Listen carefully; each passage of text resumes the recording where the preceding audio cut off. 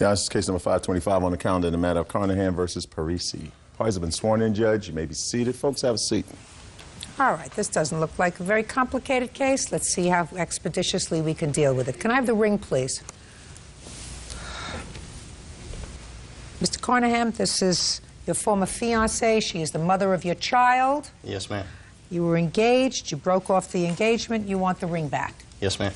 Tell me why you shouldn't have the ring back. He should not have the ring back because he has cheated on me, he was physically abusive, and agreed to stop drug use in order to continue on with the marriage. And he did not do as he agreed. And what did you find out about first? Cheating or the drugs or being abusive? First was the abusive. Okay. That should have been your first clue. Arrivederci, adios, sayonara, whatever, goodbye. Who are you? I am her mother. Right. Good, sit down. You agree with me? Totally. Went Good. through that for 7 years. Good. So after he abused you, you stayed with him for 7 years, and did he abuse you before or after you had a child with him? After. Before you had a child with him, he wasn't abusive? A little bit. More verbally abusive. Abusive is abusive. So, he's abusive, you have a child with him, then he becomes verbally and physically abusive. And when was he using the drugs, before or after you had the child? After. And what about you? I used drugs with him at the end. After? After the child, yes. And when did he cheat on you? In December of '04. So you think that you're lucky to be rid of him, right? Correct. Who's paying for the ring? My mother has for the past 5 months. Is that right? That's incorrect. Well, show me the bills and show me your checks that you paid for it. She did make 2 payments. We had a verbal agreement. I had a verbal agreement with Linda. When was the last time you made a payment? November. She made December and January. How many payments did you make? Your Honor, he stopped making payments. She moved back into my house in June. He immediately stopped making payments. On the ring? On the car. I'm not talking about the... I don't care. Listen. Okay, the I'm ring talking was about paid ring. for. What? The ring was paid for by my co-signing of a note on his car. So the car is actually Financed. paid off. I mean, the ring's actually paid off, I'm The sorry. ring was just paid a upon second. purchasing. I see. So you used the car as collateral? Exactly. And they've got the car also. How much did you physically actually pay towards this ring? The whole entire amount. Well, you paid for it with a car loan. That's correct. And when was the last time you paid on the car loan? November. November, December. I've been trying to have verbal. I had a verbal agreement with her. She used my daughter as a pawn to come and try to repossess my car, and you know, I mean, they owe me money. Samantha owes me $500 Listen, previous to this. Shh. Just a second. I'm getting unsympathetic with you, sir. Okay. How much did the ring cost? $42.95. How much did you take out a loan on the car for? I put $1,000 down. I had $1,000 cash in the bank, and I put down $32.95 that I borrowed from the bank. Do you have the car? Well, it's, yeah, repossessor has it in storage. Okay, so you have the car. I have the car because when she left the relationship in June, he stopped making payments. On the car? On the car. I understand that, but the car... Let's say this and the car are one and the same as far as the money is concerned. Right. So if you have the car, he gets to keep the ring. If you have the car... Well, but there was more to it. When she left the house, he took all the furnishings. Sit down. I'm and... not... Listen to me. Okay. Sit down. Listen. Sit down. Give him the ring. You people are playing with each other. You're not going to play with me. Okay, now you have the ring back. Now I get to the counterclaim. You lived in an apartment together. Yes, ma'am. Is that right? Yes, ma'am. You say in your counterclaim that you were being sued by the landlord for unpaid rent after you left that he should be responsible for, that you have paid. Can I see that you have paid money to the landlord? Are you on the lease? Yes. Good. How much did you pay? I am making monthly payments. In what amount? I owe $100 a month for 12 months. Because they evicted you, is that right? They evicted you, is that right? No, ma'am. That's what the manager said. I'd already moved out. I mean, when they filed for that deal, I was already moving out. I was in the process of moving out. They were. When was your lease up, sir? I'd say probably June or July the lease was up. Why do you think she should be responsible for this $1,200? Not the total $1,200. I don't believe she's totally responsible for that. I mean, I feel I'm half responsible just as well as she. Good, give me the ring back. Judge Judy continues in a moment. The day that she came over, are you telling me that all the furniture was still in the apartment? There was a majority of the furniture in the apartment. I said, was all the furniture in the apartment? I'd taken. Be careful what you tell me. And later today, I paid her everything that she was owed. That's not what you said here. Well, maybe that's my wording and not your wording. That's not what you say here, madam. I can read English. It's the first prerequisite for this job. real cases, real people. Judge Judy. Derek Carnahan says ex-fiancée Samantha Parisi won't return the engagement ring. Samantha says Derek abused her and cheated on her. You threw her out of the apartment. No, I didn't totally throw her out. Oh, yes, you did. That's what you said. That's what you swore to in your complaint. You said, I broke up with her and told her to leave. Yes, ma'am. Mm-hmm. Okay. Now, when you moved into this apartment, who purchased the furniture? It was mainly my furniture. It's my furniture. I purchased the furniture. Show me. There's nothing I can show you. I mean, I've got a list of furniture she's got, that she took, and I took some, and she took some. And She took some when she left? Yes. What did you take when you left? A bag with about a week's worth of clothing in it and the clothes on my back. What furniture did she take? She's got the big screen TV. She's got the kitchen tables. Just a second. 2 of them. Did you take the big screen TV when you left? Yes, I did take the TV. What else? DVD player, surround sound. Was that left? The DVD player was a gift from my mother for Christmas. And the TV? We had purchased that. What else did you take? All my daughter's belongings, her toys, everything of that nature. Well, where was the child living? The child was living with Linda. So why shouldn't she take the child's toys? She come and stayed with me, too. at given times. And, she took everything. Listen to me, sir. Yes. Why did you leave the TV there when you moved out? I didn't leave it out. She come over while I was gone and took all this stuff. Just a second. The day that she came over with the landlord, are you telling me that all the furniture was still in the apartment? Yes, that's what I'm telling you. All of the furniture was still in the apartment? There was a majority of the furniture in the apartment. I said, was all the furniture in the apartment? No, not all of it. What had you taken out? I'd taken... Be careful what you tell me. I'd taken my bedroom furniture. So the bedroom furniture was gone. What else? I believe the couch was gone. So the living room furniture was gone. What else? And that's about it. I took the couch, the recliner, and my bedroom furniture. Who bought the couch? I did. Is that right? The couch I do believe he paid for. And the bedroom furniture?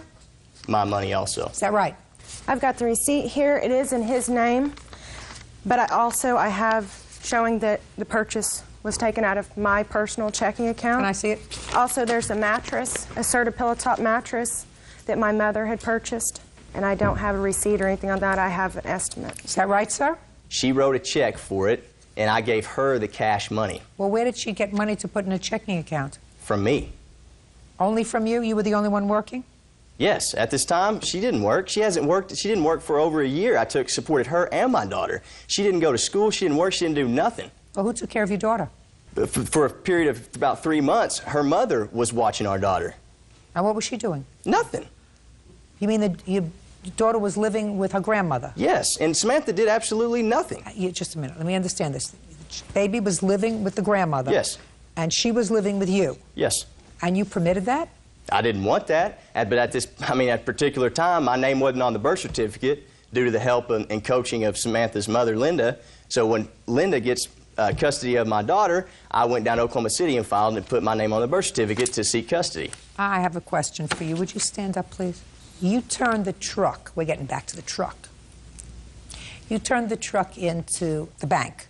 Yes. Do you have anything from the bank indicating that they are going to come against you or Mr. Carnahan for a bulk amount of money? Because I assume that they've sold the truck. No, it's still in storage, and I do have storage the with whom? note that when they repossessed it, according to the law, they have to put it in storage for 10 or 15 days and give him the opportunity to pay the balance of the note.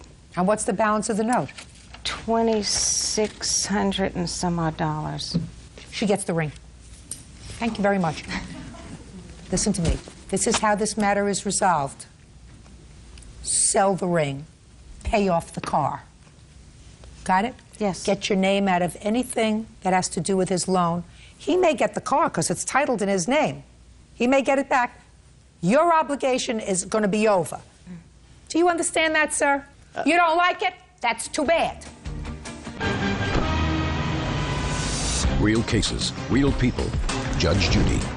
Derek Carnahan says ex-fiancée Samantha Parisi won't return the engagement ring. Samantha says Derek abused her and cheated on her. If she sells the ring and gives the bank the money, you should be able to get the car back. Well, the police have called her and told her they were going to press criminal felony charges if she didn't return the car, and she said... You should have made the payment, sir. You brought it on by yourself. You're a smart aleck. Should have made the payments, then she wouldn't have had any excuse whatsoever to have the truck repossessed. Clear?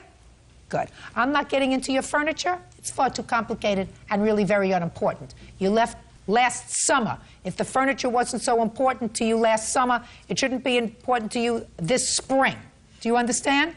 But I don't believe that you should be responsible for rent on the apartment because he threw you out of the apartment. He told you to leave. On your counterclaim, I'm giving you a judgment of $1,200. That's all.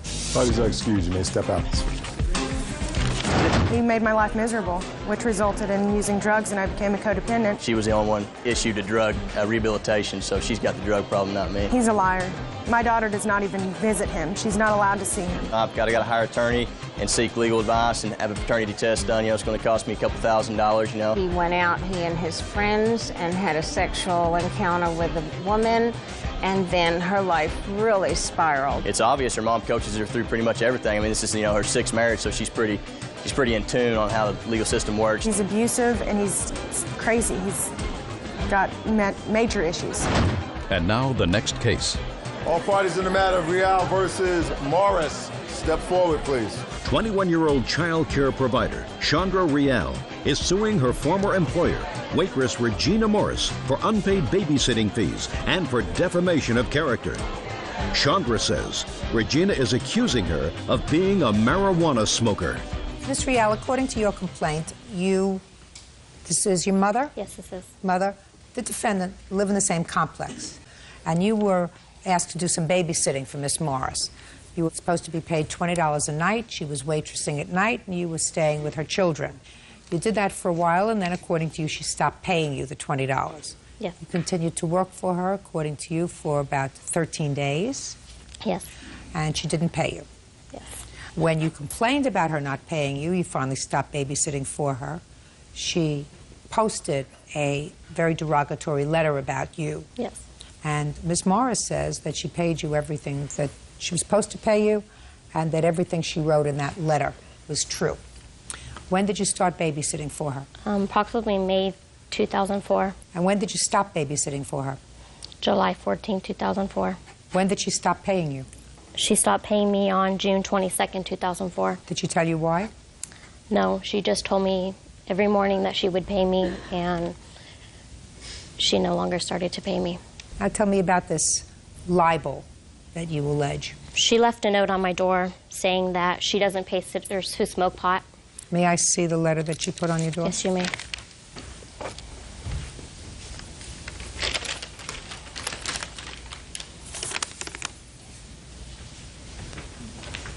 Did you send her a statement? Yes, I did.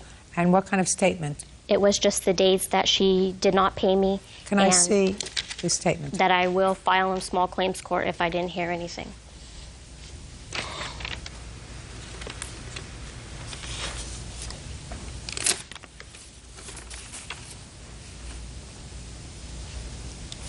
So I have a copy of what she sent to you, Miss Morris. And your response to her a few days later is interesting. You don't deny that you owe her the money. I paid her everything that she was owed. No, that's not what you say in here. I'm a waitress. Listen to me. Always paid That's not daily. what you say here. You say, first, you need to learn how to add. Second, I don't pay sitters who smoke pot while they watch my child. Then you say, also at Hunter's birthday party, you had 2 children you were watching, you didn't help me.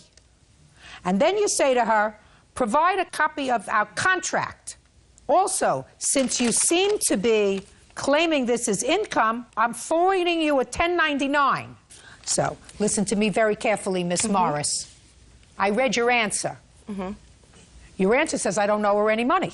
I paid her, which is what you just started to tell me. I paid. And I'm telling you. I didn't pay her for the swim party. I'm speaking, and I'm telling you that if I received this, which is a statement of account, to which you refer in your letter, I would write, Sandra, according to my records, I paid you each time you babysat for my children.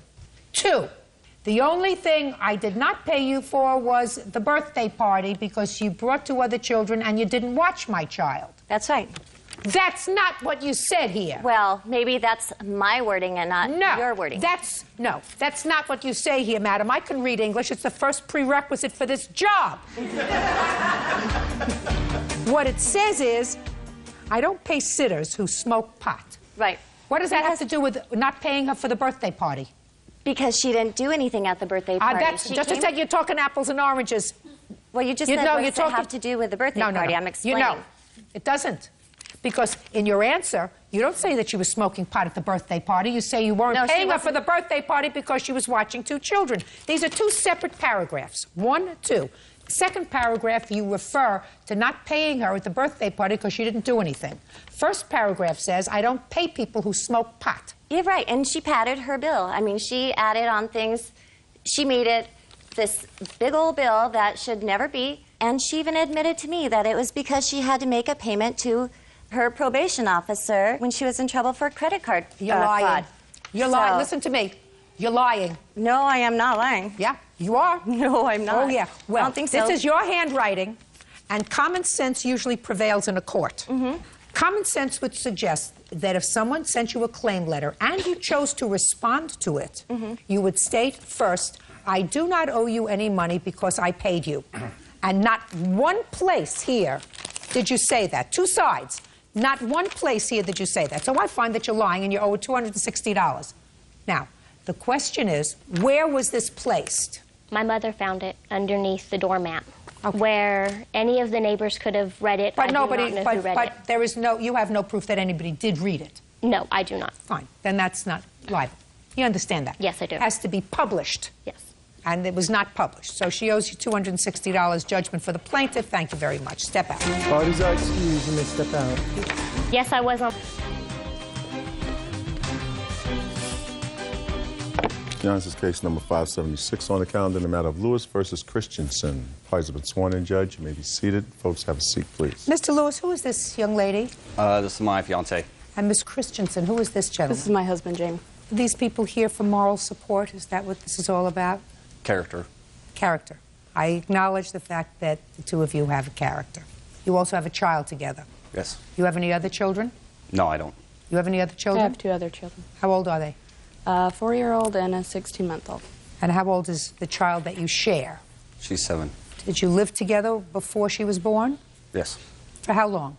Before she's born, year and a half. Did you live together after she was born? Yes. For how long? Almost 2 years. Any reason why you never married? Just didn't work out. Different goals in life. Different goals. But the one goal that you had in common was having a child together. Perfect. This is what the case is about. After you separated, ultimately, the courts got involved and set up a child support order as well as an order that directed that each of you would change claiming the child as a deduction on your income tax returns. This past year was your year, Mr. Lewis, to claim the child as a deduction. The caveat was that you had to be current with your child support. When you went to claim the child on your tax returns, you were advised by, I assume, your tax preparer that Mrs. Christensen had already claimed her as a deduction, despite the fact that the court order allowed you to do it. So you want what would have been your refund for the child. That's right. Ms. Christensen says that you were not current in your child support payments, and therefore it didn't trigger your claiming the child as a deduction. She is counterclaiming for some nonsense. which says that because your check is garnished for your child support, a certain amount is deducted for administrative costs for the deduction of your child support, and she thinks that you should pay her that amount. That's what your counterclaim is. It's really nonsense. That's something that the state imposes, not the plaintiff. Okay? Let me see the last order of support and the first order of support. That's the only order that was made. Yeah. One order. One.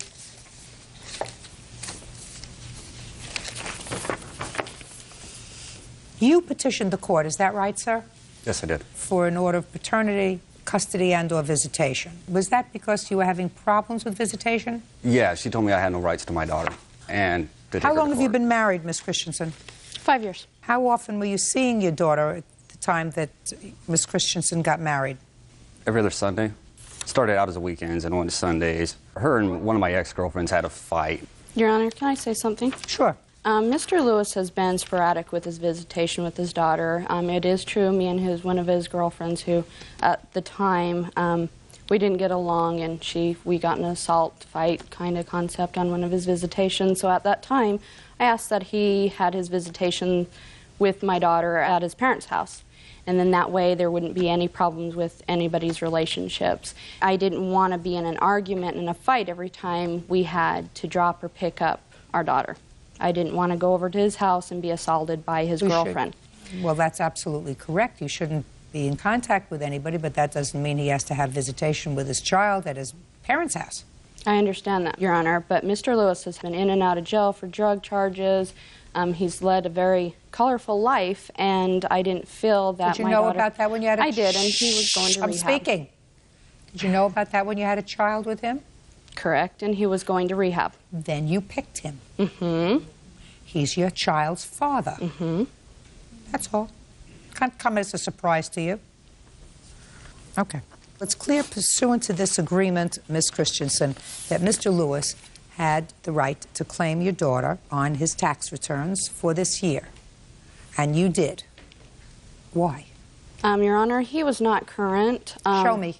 Okay, I have a paper here from the state. What is your child support obligation, sir? $216 a month. Okay. There you go. He was not current on his child support or his medical obligations. Just a second. Wait 1 second. I'm looking at January. I want to find January. I have one starting from January. Okay. How much is owed? Just take a look at it, and I want you to read out. $46.14 was owed. $46? Correct. On just the child support. Just a second. That's all I'm interested in. $46. Correct, Your Honor. So that's not a reason to claim the child on your tax returns as a dependent. I will tell you that right now. Shh. And aside from the fact that he says he paid it, that $46 from whatever amount that was, but at $216 a month for the past year, if what he is $46 in arrears, I think it's overreaching, Mrs. Christensen, for you to claim that is the reason that you didn't follow the court order. You say it's more than that. So tell me what's more. I gave him a list of the items that he owed. I'd like to see it. And when did you give him the list? He knew at the time when we... When did you give him the list? I gave him a list in... February 10th. January. And he Just a also... second. Whoa. Why did you wait until after the first of the year to give him a list that said that he owed Tanner Clinic $25 copay, Visual $45 copay, and health insurance for 2004 $350 yearly? Why? Because Mr. Lewis never contacted me to ask me. I want to tell you something. Anything. You're slick. You're slick, but nasty. You're a slick lady, but a nasty lady. Judge Judy continues in a moment. If you were being a reasonable person, you would have advised him of that on the 1st of December instead of sucker punching him and waiting until he could no longer comply with his obligation. Put your hand down. Does it sound like you're losing? And later today, she filed false charges saying that I was an unfit parent. I can't take care of my children. They came into my house. They found nothing at all to say that I was an unfit parent. real cases, real people. Judge Judy. Eric Lewis says ex-girlfriend Nikki Christensen owes for declaring their daughter on her taxes. Nikki claims Eric is neglecting their child. This was within your control. And if you said to me that in November I sent him a list and I said to him, this is what you owe to keep yourself current with regard to the court order, then I might have sympathy for you. It is disingenuous of you to send him this in January. You got it? I understand. Good. Now, how much of a benefit did you obtain by claiming the child this year on your tax returns? I'm not even sure the full amount, Your Honor. Do you know? I know what I lost, not what she would have made. Well, what did you lose? $2,900. Show me. I have the copy when it was first done, and then when it was done a couple days later after they told me she'd already been claimed. May I say something, Your Honor? Sure. I didn't feel it was my job to go out and babysit him and tell him, you need to be paying me this. That's why I originally went and got involved with the state, to garnish his wages. Listen to me, madam. You didn't file the petition. He did. He asked the court to set a support order. He asked the court to set a visitation order. That's the caption of the petition. Put your hand down. It doesn't mean you have to babysit him. It just means that you have to be a reasonable person. And if you had obligations that you felt as if he should have paid in 2004 in order to let him claim the child as a deduction, if you were being a reasonable person, you would have advised him of that on the 1st of December instead of sucker punching him and waiting until January 10th when he could no longer comply with his obligation. Put your hand down. Does it sound like you're losing? No, ma'am. You chose him to father a child, and it would probably be a hell of a lot easier for you now that you're married and have 2 other children if he were no longer in your life, if he took a powder someplace and wasn't involved. Unfortunately, life doesn't work that way. You two are tied to each other. Get used to it. Judgment for the plaintiff in the amount of $2,900. Your counterclaim's dismissed. That's all. Thank you. Parties are excused. You may step out. Mr. Lewis has been in and out of her life, and until he's been in the serious relationship, didn't choose to really have a very adequate relationship with his daughter. I had my daughter every other Sunday for 2 years before this. I hope they build and bond and grow. Oh, I'll still have her every other weekend. And now the next case. All parties in the matter of Blair versus Cheverini, step forward, please. 21-year-old nurse's assistant Tricia Blair is suing her ex-boyfriend, 23-year-old construction worker Joseph Cheverini, for unpaid rent and bills. Joseph says he moved out because he caught Tricia smoking marijuana with their kids. Miss Blair, you and Mr. Cheverini lived together. You have a child together, and you have a child from a previous relationship. Yes, ma'am. You signed a lease for an apartment, and the thrust of your complaint is that Mr. Cheverini moved out of the apartment, leaving you with 5 months' rent to pay on the apartment, and you want him to pay the remainder of the lease, which is 5 months. Yes, ma'am. And he says pretty much grow up. You got a restraining order against him that was bogus. He was forced out of the house, and he has absolutely no intention Yes, ma'am. of paying the rent. So I have a couple of questions. When did you sign the lease? In August of '04. And how old are your children? 4 years old and 3 months old. And where is the father of your 4-year-old? He's in the Marines in North Carolina. Were you married to him? No. Does he see the child? No, he does not. Does he support the child? Yes, he does. How much does he send? $294 a month, court ordered. When was the last time you were employed? March of last year. Who supported your household while you were living with Mr. Cheverini? I collected disability.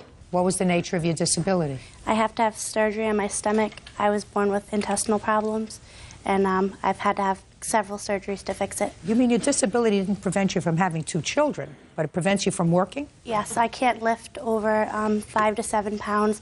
I'm not allowed to lift my arms above my head. I have problems holding down You can't lift food. more than 5 to 7 pounds. Who lifts your babies? Well, my son, he walks, but he Well, was your son a didn't big help. walk when he was 3 months old or 6 months old and 9 I months had old. had surgery prior to that, and I hadn't had any problems until just before I had my daughter.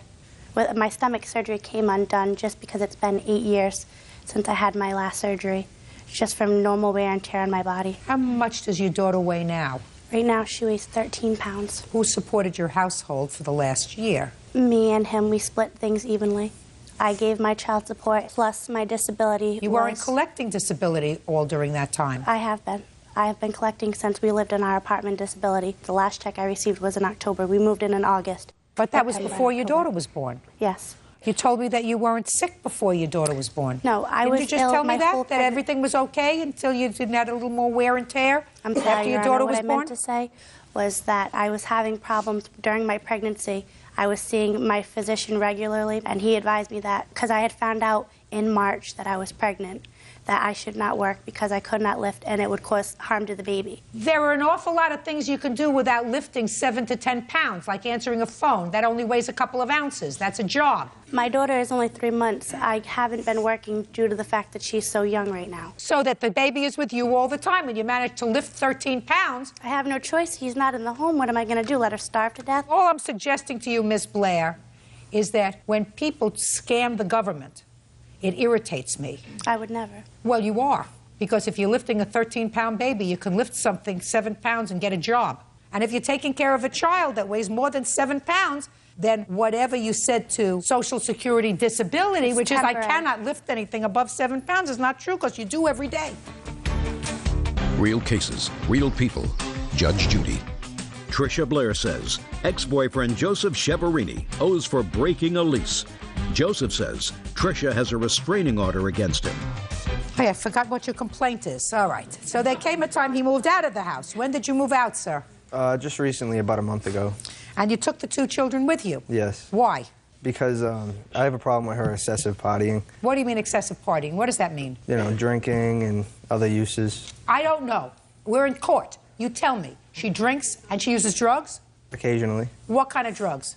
Marijuana. And when you came home from work about a month ago, what was it that precipitated you leaving? The house was full of smoke, and my newborn baby was in the house along with the 4-year-old. What kind of smoke? Pot smoke. Really? Your Honor, that's not true. I'll get to you in a second. What did you say to her? Well, we got into an argument, and she decided she was going to leave with the kids, and I wasn't having that. So I had called the cops to arrest her because she had previous warrants for assault and driving on a suspended license because I didn't want her to take the kids out of my house. Okay. And that was successful. So they came and they arrested her. Yep. And you took the children. Where did you take the children? To my sister's house. Under what circumstances does Ms. Blair get the children back? She put a restraining order out saying, using false allegations, saying I assaulted her. Yes, Your Honor. I'd like to see the allegations. Saying I've hit her several times and verbally assaulted. All right, so she filed this petition asking for a protective order for herself and for the children. Correct. And she wants temporary custody of the minor child, and that is Jada. That's your daughter. Yep. The other one she doesn't need custody of because she already has custody of that child. And when the police came to your house, what happened? They gave me the papers and they said that I had to release the baby. And did you? Yes, with no problems. And that was when, sir? I don't know. February 23rd, Your Honor. Okay, and in the petition you asked him to stay away from you. Is that right? So how could you ask him for rent? The claim has been dismissed since March 11th. Just a second. So you dismissed the claim on March 11th? Yes. When I indicating that you were in fear for your life and safety and in fear for your children, you needed a protective order. And I'm asking you, between February 23rd and March 11th, what happened to alleviate your fear?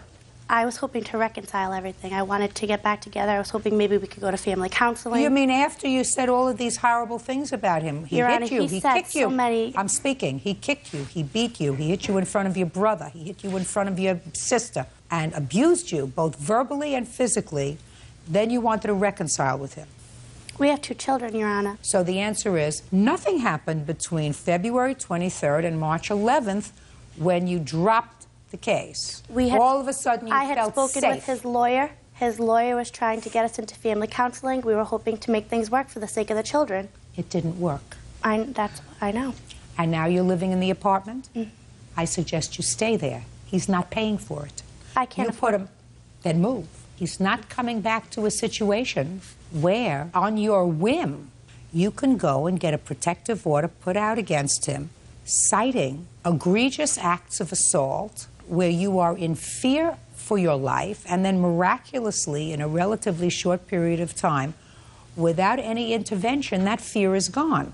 So he would be an idiot to live with you, knowing that you know how to do this.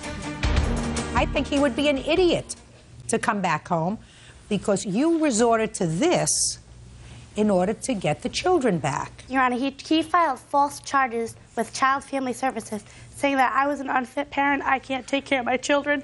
They came into my house and they found nothing at all to say that I was an unfit parent. Well, one thing that they should do is they should do a hair follicle test to see if you use drugs. He has used drugs also. He is addicted to coke. So is what you're telling me is it's okay for you to use marijuana? Your Honor, I have not smoked listen to me.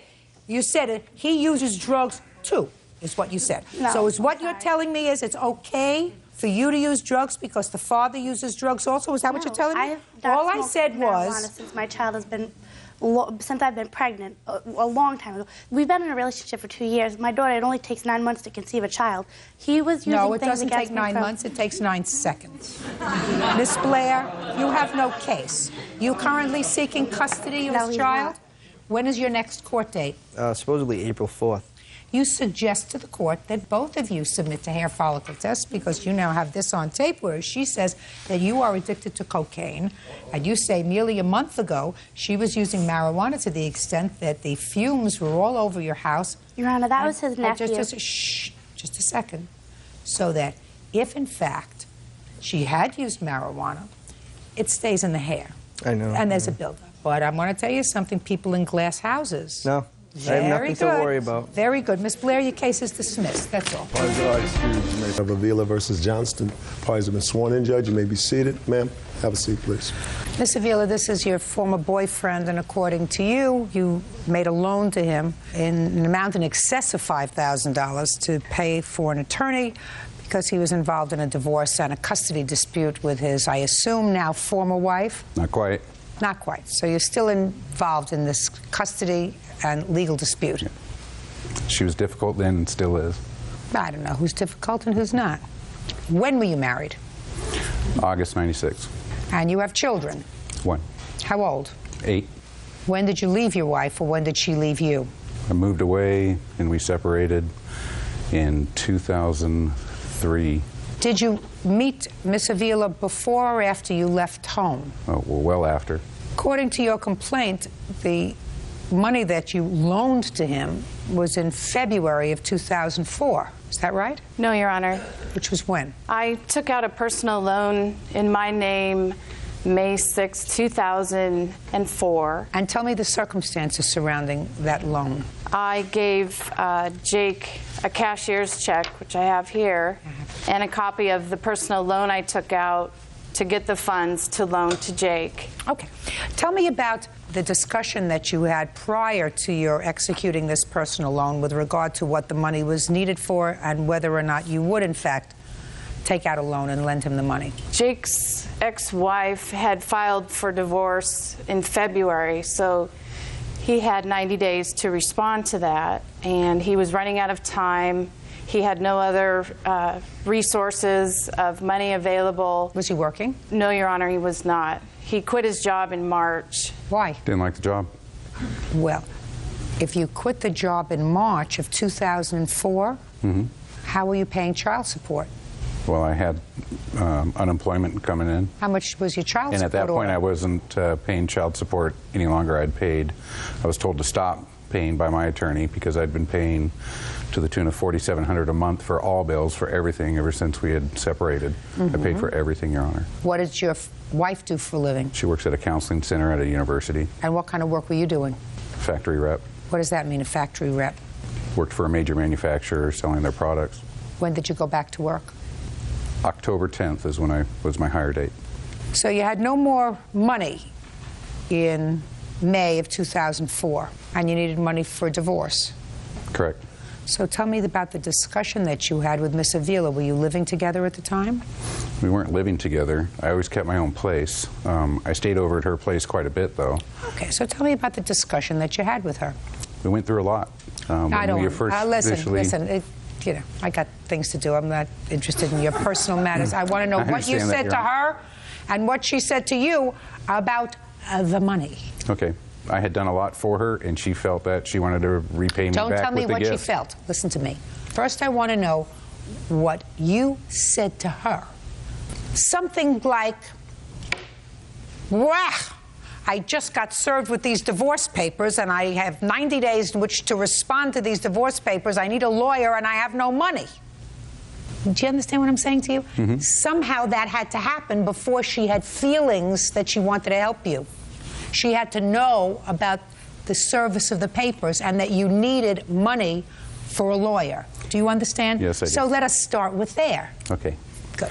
She was witness to me getting the papers, and she knew I was trying to Don't tell me what she knew. She was a witness to you being served. Correct. Where were you served? At my place of employment. You mean she was picking up for lunch? What was she doing there when she was a witness to you? I brought the papers over to her house that evening. Then she wasn't a witness to you being served. You see, you gotta be very careful what you say to me. She was not a witness to you being served, sir. You brought the papers home that night. And then you whip them out of your pocket and you say, ta-da. I got served today. Ah, there you go. I got served today. And she said to you, what are you going to do about it? And you said to her, I'm going to try and get the funds from a family member or possibly a loan. What family member was going to loan you money? My sister. Did you ask your sister? No. Why not? Hadn't got there yet. Mm-hmm. And she said to you? She asked what I had done, and I looked into getting my own loan. Unfortunately, my wife at the time had scrapped a lot of our credit in the meantime. So you were prepared to take out your own loan because you knew you had to have a lawyer, right? Yep. But for the fact that your ex-wife, or your wife, soon-to-be ex-wife, who she didn't know at the time, right? You didn't know her at the time. Not personally, no, Your Honor. No. But for the fact that she had scrapped your credit, you would have been able to get a loan and thoroughly anticipating paying it back. Sure. Of course. You can take out a loan without paying it back, right? Mm-hmm. So tell me about the discussion where you said to her, well, if you take out a personal loan, because you knew she was taking out a personal loan, right? Just like you were going to take out. What are you looking at me like I'm talking a foreign language? I'm still talking English. I'm still talking English. You know, the concept isn't very hard. This is the same kind of personal loan that you were trying to take out, and you couldn't because of the lousy credit that your wife had inflicted upon you.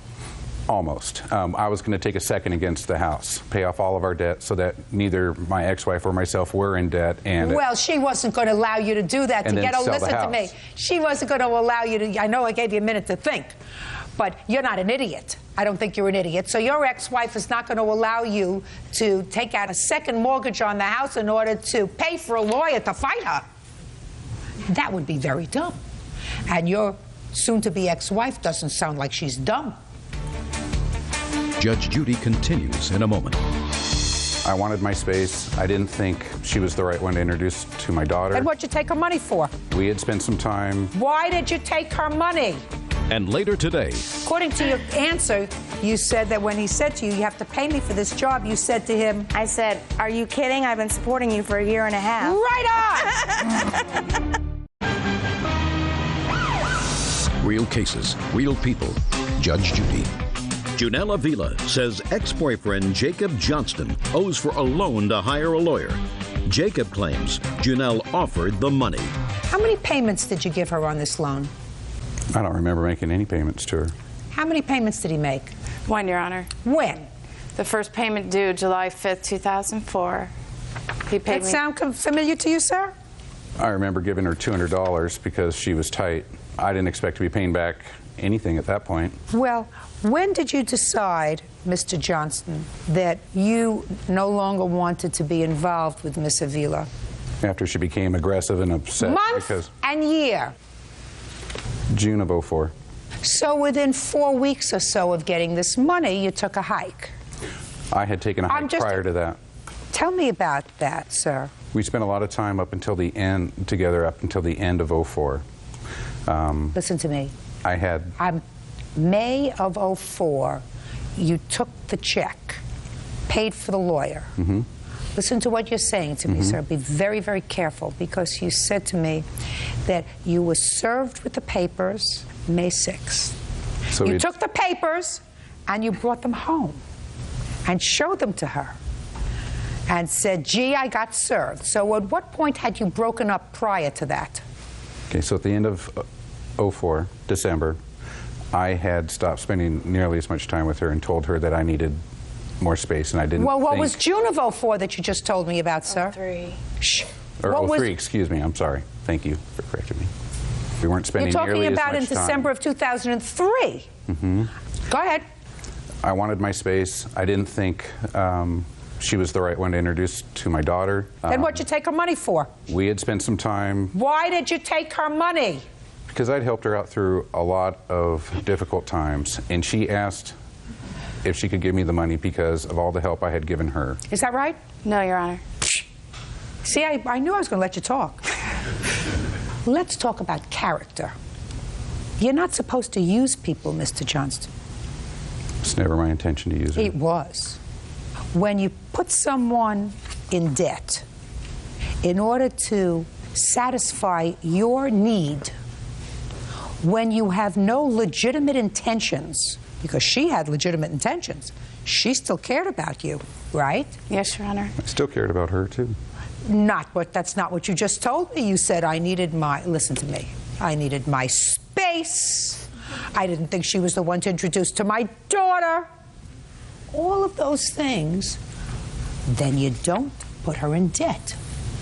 And once you're back to work, and if you did stop seeing her 4 weeks later, you say, Janelle, listen, at the time, I really needed the money. I thank you for taking out this personal loan. I don't want you to be behind the 8 ball. I'm going to pick up the payments because I had thoroughly intended to take out a loan myself to pay a lawyer. And since I couldn't get the credit, you were great to help me out. But I'm going to take over the payments. We're no longer together. We're not related to each other. I'm not going to see you anymore. I'm moving on with my life. I don't want you to feel as if you've been put upon. Do you understand? Mm-hmm. That's being a moral person. So I wouldn't allow you to represent toilet paper, sir. Because that's what I think of your moral character if you stuck her with this loan. Judge for the plaintiff in the amount of $5,000. That's all. Thank you, Your Honor. Parties are excused. You may step out. Perhaps he had no money to repay since he wasn't working. You know, can't get blood out of a turnip. It comes back to some of those personal issues that I'd rather not bring up. Ladies, if you see this man coming, hang on to your money and run the other way. And now the next case. All parties in the matter of Hanson versus Fagan, step forward, please. Plaintiff Norman Hanson is suing his ex-girlfriend, hairstylist Lisa Fagan, for the cost to renovate her salon. Norman claims he did the work and was never paid. Mr. Hanson, you and the defendant lived together for a period of time in her home, and it is your claim that while you were together, you did work for her in remodeling her salon. Is that a beauty salon? Yes, ma'am. And there was an agreement that she would pay you for that remodeling work. You finished the work. She didn't pay you. True. That's your claim. How old are you, Mr. Hanson? I'm 58 years old. And when did you move into Miss Fagan's home? Probably about a year prior to... What year did you move into her home? 2003, end of 2003. How long had you known her before? About 20 months. And how long did you live with her? Approximately a year, a little less, on and off. What do you mean on and off? Well, whenever she'd go out and meet somebody else, she'd give me the boot, and then he'd leave her, and she'd call me back. That's the And way you it went? Yes. You weren't living with her. Where were you living? I had my own home in Interlaken, about 40 minutes away from her home. For most of the year, however, you lived with her. It was more convenient to live with her so I can get the projects done that she wanted done than having to travel back and forth. And plus, I'm disabled, and I'm on a fixed income, and it's easier to move in and save money than go back and forth every day. Now, what kind of projects were you doing for her? Okay, I built a privacy fence around the property. And when did you do that? How long had you been living there? It started around, I guess, March or April when she got her income tax check. We went up and bought the material, and I started. What kind of privacy fence was it? Wood? Yes. Sounds like a lot of work. It was. Did you have to pour cement? In some areas, yes. And how big a fence was this? Maybe 400 feet, 500 feet. And what was the next project you did with her? Then I built a 12 by 24 patio off the back of her porch. Out of what material? 2 by 6s, 2 by 4s, all treated. Now, during that time, sir, because these projects kept you very busy, while you were living there with Miss Fagan, I assume it is correct that you were not paying any part of the mortgage, gas, electric, or utilities. Is that right? Well, at first I was paying like $100 a month. $100 a month? One time, Your Honor, I got that. Twice. One time. Twice. He says twice. Give him twice. He gave you $100 a month. That comes out to a little less than $25 a week. Is that right, sir? Yes, sir. Yes, ma'am. So we know that that's not really supporting yourself. No. Now, what was your main job, Mr. Hansen? In the salon? No, your main job. How do you support yourself? You're 58 years old. I'm on disability. What's the nature of your disability? I had a broken tailbone. That's the nature of my disability. I got a broken tailbone. Well, what does the broken tailbone disable you from doing? Almost everything up to about 3 years ago. And I... Just a second. If you're building 500-foot fences... Yes. And putting in 20 by 30 patios... Yes. And single-handedly remodeling a salon... I want to know, are you disabled from building skyscrapers? Are you disabled from building bridges? He's lying, Your Honor, to get money from the government. That's what he's doing. Well, I'm trying to figure that out, Miss Fagan. I don't believe you get disability from whom, sir? I get it from the government. How much do you get? I get $5.79 a month. And when did you start to collect that? 94. But now you're not disabled anymore. I'm still disabled. No, you're not disabled anymore. You just told me you weren't disabled. You just told me that you did construction work. With exercise, I go through a lot of pain and suffering, but I'm able to walk. At times, I had to use a cane. I used to have to use crutches. I worked myself off of that. Good. Well, that's good. That's wonderful. Get a job. How come you don't tell the government you don't need their charity anymore, sir? It isn't charity. Sure it is. When the bad weather comes, I can hardly move around. It changes like the weather. My goodness gracious me. It might seem like right now, because it's nice and dry, everything's fine, but I still got pain. I still got to walk with it. That's life, Mr. Hansen. As we get older, we get aches and pains. But if you can build a 500-foot fence and a 20 by 30 patio and remodel a salon, you should not be getting money from the government because you're disabled. Now, when you told her you wanted money for this salon, and you were living together at the time, sharing a bedroom, I assume, what did she say to you? She come out and asked me in her house do I think I could do that concrete building, renovate it, and convert it into a salon. I said, sure I can. Sure, as long as the weather's dry. Just wait, okay. Not when it's raining. Did you say to her, sure I could do that, but I can't work when it's raining? It's harder when it's raining. Go ahead, keep going. Okay. She asked me, how much do I want to do the job? I said, well, make me an offer I can't refuse. She said, $15 an hour. I said, okay, let's go with it. And that's what we did. I'm listening. Where do I begin? What would you like to know? No, just say to me, when he said, why don't you, according to your answer, you said that when he said to you, you have to pay me for this job, you said to him... I said, are you kidding? I've been supporting you for a year and a half. Right on! No, you and the government had been supporting him. The only one who wasn't supporting him is Mr. Hansen. You're 58 years old. It's time you grew up, sir, and decide, I am a human being, I am a man, I have a responsibility to take care of myself. Not the government, not Miss Fagan, not anybody else. Get a job, call the government and tell them you no longer need their disability, because certainly we're going to send them a copy of this tape and let them know that you no longer need any disability, Fine. Mr. Hansen. And get a job and take care of yourself. It's time, sir. Otherwise, you'll never know what it's like to be independent, and then you're going to die. Do you understand? Your case is dismissed. That's all. Parties are excused. You may step out. Baker versus Taggart. Parties have been sworn in, Judge. You may be seated. Mr. Baker, you and the defendants are neighbors, Yes, we are. and I assume that your backyards abut each other's, Yes, they do. and these are two private homes. 2 private homes, 2 separate communities within a master development. According to your complaint, the Taggarts like fireworks, and they use them to celebrate a variety of events.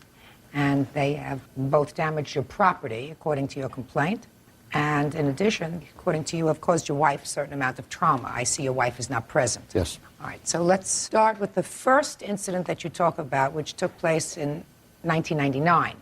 Your Honor, may I provide you with a photo to follow the story? Yes, that's always helpful.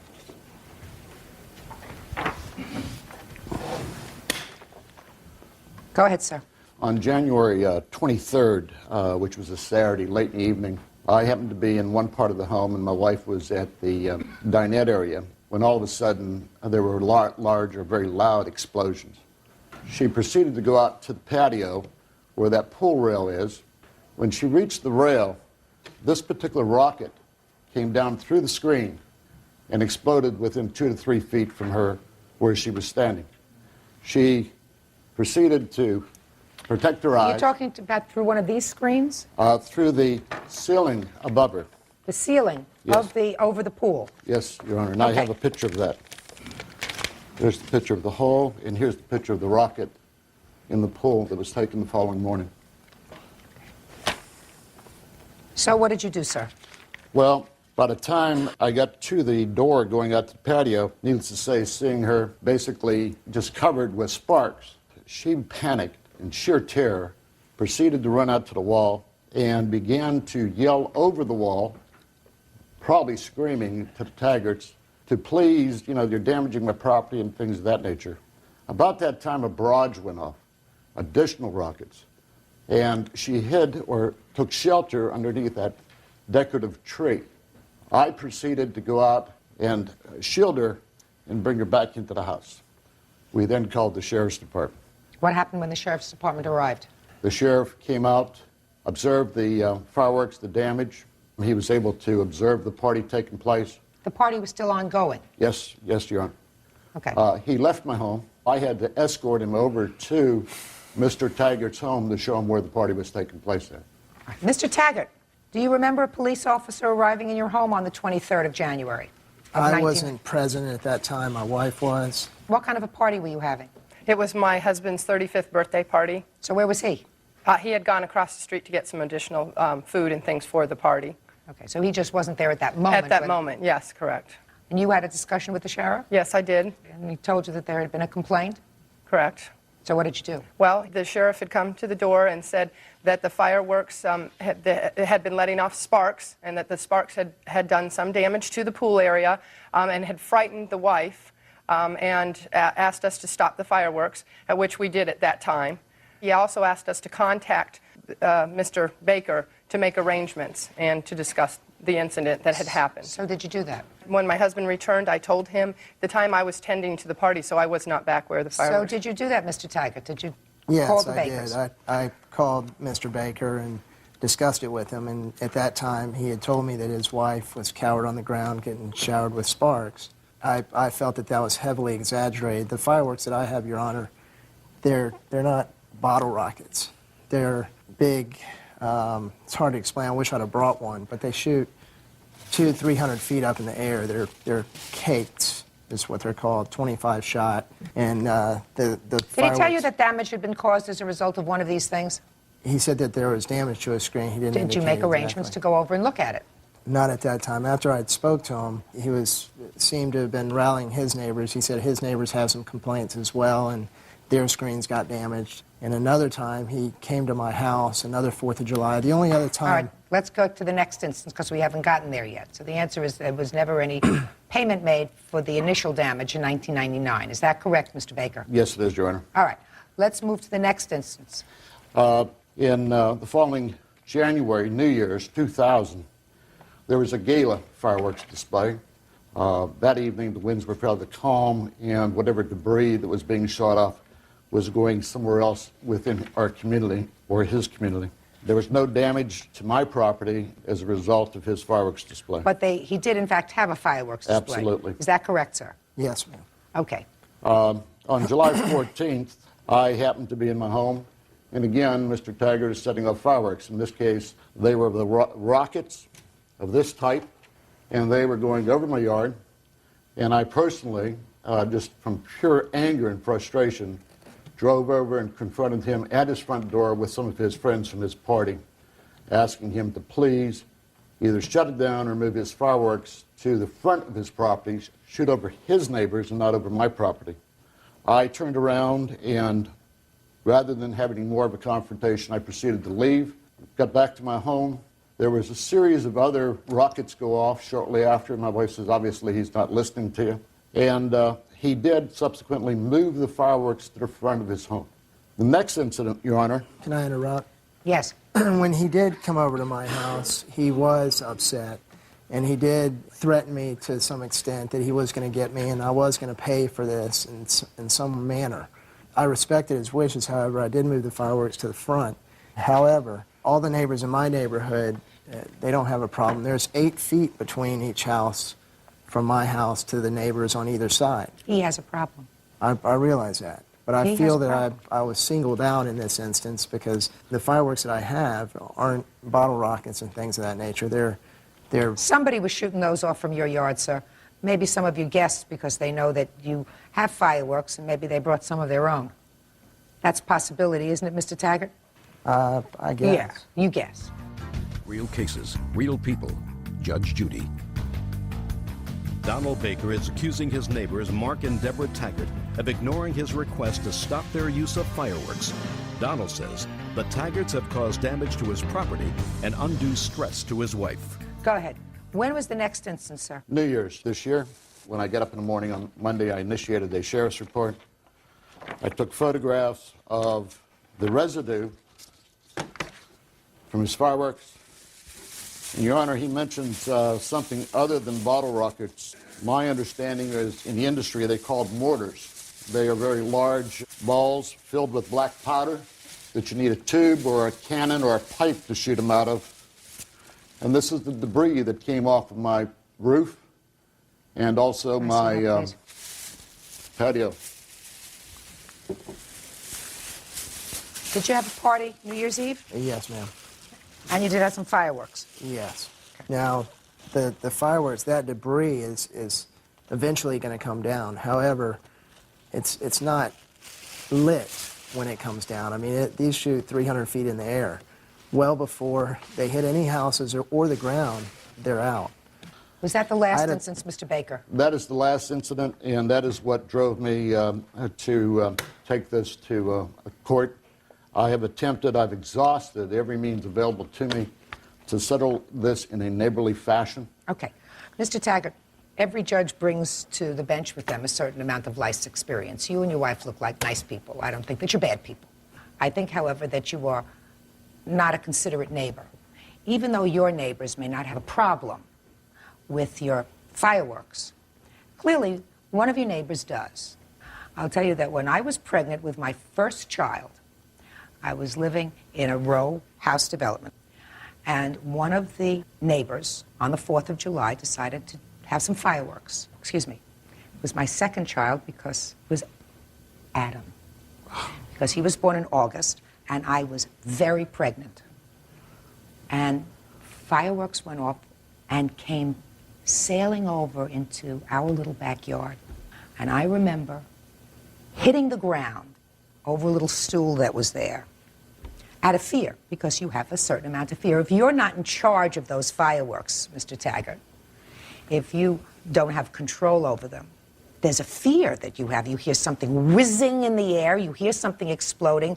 There is a certain amount of debris. You say it's not lit by the time it hits something, but when you see it coming down at you, you don't have a little voice inside saying to you, that's not going to be lit by the time it hits my hair. And I recall so vividly being concerned for the remainder of my pregnancy that I had caused some kind of damage to this baby when I hit the ground hard because of somebody else's idea of a good time. And I will tell you that my husband at that time, if he could have, if I would have let his collar go, would have gone over to that neighbor's house and ripped out his heart through his nostrils. And I would have been there cheering because this guy just did not care.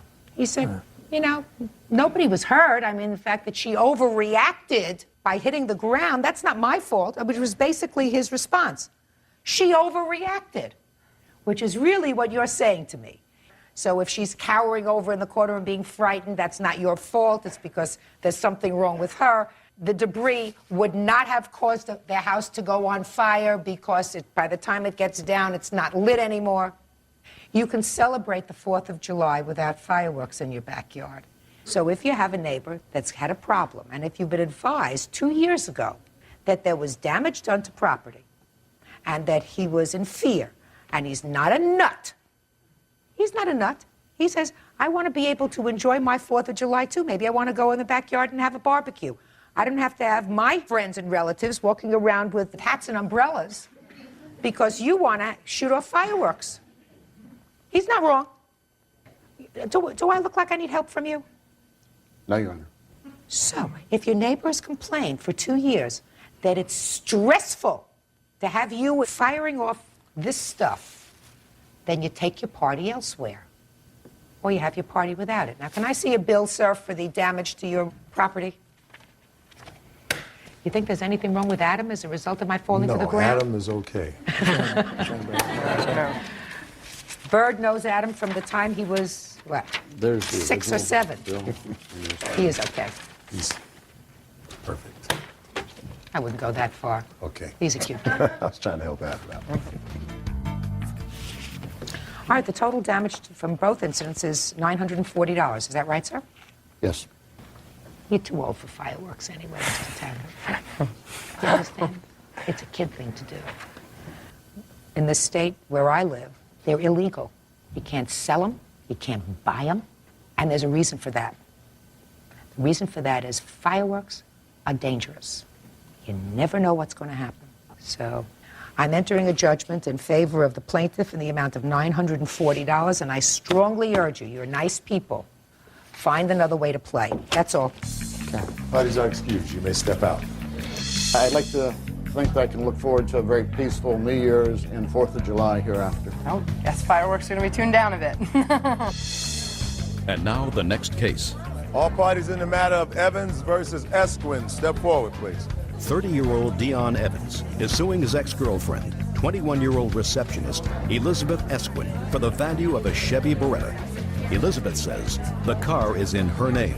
Mr. Evans, you and the defendant lived together for about 2 years, according to your complaint. Is that right? Yes, ma'am. When did you start living together? In December of 1999. According to your complaint, during the time that you lived together, you purchased 2 cars. You put both cars in the defendant's name. Yes, ma'am. When you broke up, you say she took one of the cars. She took the Beretta. Right. And you want that car back or the value of that car. Yes, ma'am. The defendant says that her parents had given her a car, and her parents disapproved of you, so when she went to live with you, they took back the car. She had no means of transportation, and you provided the transportation. There was never any agreement to return this car. So, Mr. Evans, I have a couple of questions for you. Is it correct that when you met Miss Evans, she was driving a Nissan? Yes. And when you decided to live together, Mr. Evans, did the defendant tell you that her parents were going to take back the car? No. Did she ever tell you that her parents were taking back the car? No. What did you say to her with regard to having a car for transportation? Well, being that I felt responsible, you know what I'm saying? That the Felt car, responsible for what? for the car getting taken because her parents didn't like me. That's what I just said. You just said you didn't know anything about it. Okay. You got my drift. Right. Being that you felt responsible because her parents took back the car, what did you say to her? I told her that one day I would help her get a car. Good. And she said, okay. Right. And what car did you help get her first time? I haven't helped her purchase a car yet. The cars I purchased it by myself. She has never been with me when I purchased any of my cars. She doesn't have to be with you. When did you buy the Beretta? On June the 21st of 2000. So about 5 or 6 months after she moved in. Is that right? Right. And when you bought the Beretta, sir, who drove the Beretta? Majority of the time, she did. And what car did you buy for yourself? I bought a Chevy Cavalier and a Chevy Beretta. Now the Beretta, you say she wasn't with you when you purchased it. No. You have a purchasing agreement? When I purchased the car, I paid cash. All he did was give me a receipt. Can I see that, please? She kept the receipt because it was inside her car. Oh, good. Do you have the receipt? No, I don't. Do you have the title? Yes, I have the title. Let me see the title. The title and the registration. Now, Mr. Evans, you want to tell me why you titled these cars in her name? Both of them. Not just one, but both of them. Well, all 3 of them are in her name. Tell me why you put all 3 of them in her name. Because she had, like, good credit, and my credit was, like... What do you need credit for if you're paying in cash? Well, for the first car, we financed it. I'm not talking about the first car. I'm talking about the Beretta. You said you paid for the Beretta in cash. Right. So if you paid for the Beretta in cash, why didn't you title it in your name? Well, all my cars are titled in other people's name because my insurance is a non-owner insurance policy, so it allows me to drive other cars. Well, who has insurance on this Beretta? Well, I have insurance on all the cars. Mr. Evans, this all sounds like a little bit of a hustle to me, sir.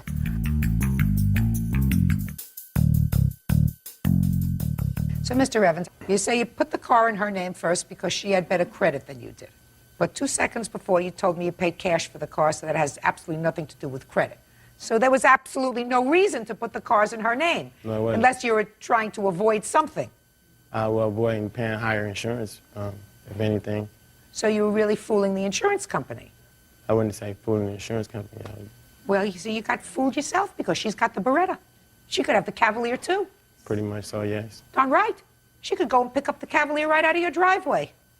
And you could be stomping around and saying to the police, I want my car back, and they could say, not your car. Right, It's your car. I already did that. Who already did that? I did. I called the police and tried to make a report on the vehicles because, like I said, I purchased them. They told me I couldn't because they was registered in her name. No, I said to you, she could call the police and say, he's got my car, the Cavalier, I want it back. The police would go, pick up the Cavalier, and bring it to her house. And then she would have the Cavalier, and you could stomp around all you like, but they're her cars. You got it? Right. So sometimes when you try to pull one scam, it ends up coming back and biting you in the behind. You understand? Yes. Do you enjoy the Beretta? Yes. Case is dismissed. Parties are excused. You may step out. 2:12 on the calendar in the matter of Kavanaugh versus Klein. Thank you. You're welcome, Judge. Parties have been sworn in. You may be seated. Folks, have a seat. Ms. Kavanaugh, the defendant and your son were in a long-term relationship, although I don't see here that they were ever married. Is that No. true? Not married. No, we weren't. But you have 3 children together. Yes, we do. So how long did this relationship last? Lasted 16 years. Just for my own curiosity, is there any reason why you chose not to marry? I don't really believe in marriage. I'm too afraid to get married. Divorce is too expensive. Your claim is that Miss Klein has some property that belongs to you. Yes, she does. In her home.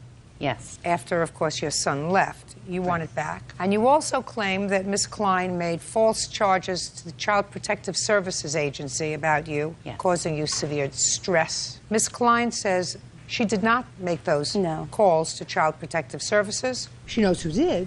Yeah. She says her girls did. My girls did, and also Cassie and Christy, who are her witnesses. And they did it at their house. And she said they found things that were troublesome to them. As far as the property is concerned, she says the property is hers. The property we're talking about is a pool table, is that right? No, it's a poker table. card table or coffee table. Okay. According to what you said, Ms. Kavanaugh, in your complaint, you gave this poker table, this table, to your son as a gift. I lent it to him. No, that's not what you said. You said you gave it to your son as a gift. You want me to read you what you wrote? No, that's fine. Just to say, I know that you dispute that. I had given my son a custom-built poker table for his birthday. Correct.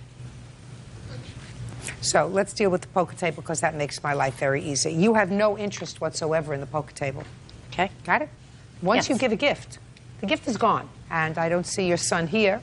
If he wants the poker table back, and if it's his, it's certainly not marital property because these people weren't married. So if he wants the poker table back, he can have it. But you can't because it doesn't belong to you. It would be like birds suing for the poker table. Do you understand? Yes. Okay. Let's get to the allegations of abuse and or neglect that were made to Child Protective Services. When did your son and the defendant separate? February, she threw him out. Were you working during the 16 years you lived together? Yes, I was. I was basically the only one working in the relationship.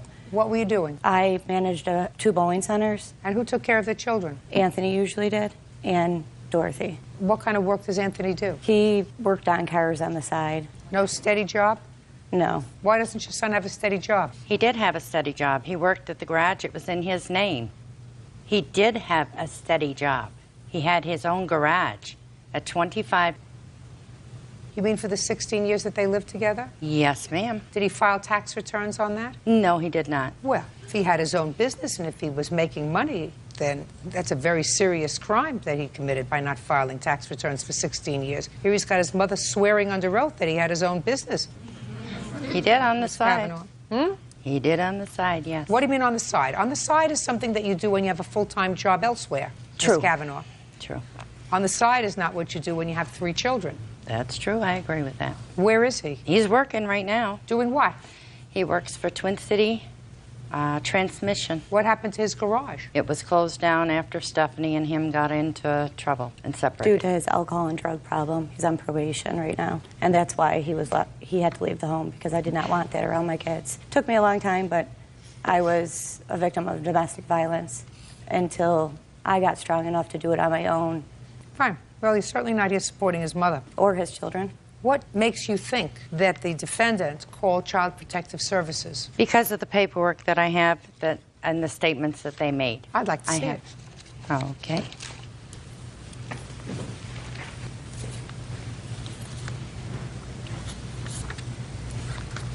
No, don't give me all this paperwork, Ms. Kavanaugh. I want you to show me where in this paperwork it says that a call was made to this Child Protective Services by Miss Klein. Oh, they don't do that. Well, so what I want you to tell me is you direct my attention to somewhere in this stack of papers to evidence that Miss Klein called Child Protective Services. Then it would have to come from my witness who told me that. Fine. Who's the witness? That would be you. Stand up. Who are you? Christy. How are you related to these people? That's my grandma. But that's not your mother, so you have different parents? Yeah. Okay. Where do you live, Christy? Down the street from her. And down the street from your grandmother. Who do you live with? My mom. Now tell me what you know about Miss Klein calling Child Protective Services. Her oldest daughter did. Well, her oldest daughter is not her. Christy, listen to me very carefully. Do you know anything about Miss Klein calling Child Protective Services? No. Sit down. Do you have any other witnesses, Miss Kavanaugh? I have Cassandra. Be very careful if you're going to stand up here. Do you understand me? Yes. Stand up. Do you have any evidence that Miss Klein called Child Protective Services? No, ma'am.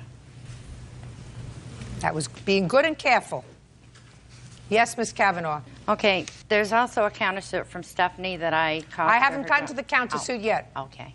Well, do you have any other evidence that Miss Klein called Child Protective Services about your care of your children or grandchildren? Other than the piece of paper here that states that they investigated both her and I, which is that's why I called them myself. My name, Stephanie, and all 3 children. It so the states answer that it was is you have unfounded. no. Listen to me. So the answer is you have no evidence that it was Miss Klein who called Child Protective Services. No, I cannot prove it was So her. your case No. is dismissed in its entirety. The poker table doesn't belong to you, and you have no proof whatsoever that Miss Klein called Child Protective Services. So I don't even have to get into the fact that if she called them, whether what she said was true. Now I'll get to the counterclaim. Judge Judy continues in a moment. And when people use that child protective hotline for other reasons, it infuriates me. And if it was my world, they'd be in jail. And later today, If you happen to be built like you are, you have to use your strength and your girth wisely, sir. Yes, ma'am. Not like an idiot. real cases, real people. Judge Judy. Dorothy Kavanaugh says her son's ex-girlfriend, Stephanie Klein, made false charges to Child Protective Services. Stephanie is countersuing, claiming Dorothy's actions caused her to be fired. Your counterclaim is that Ms. Kavanaugh called Child Protective Services with regard to you, your care of the children, and because of her harassment, you lost your job. I'd like to hear it. I can't prove that she called, but...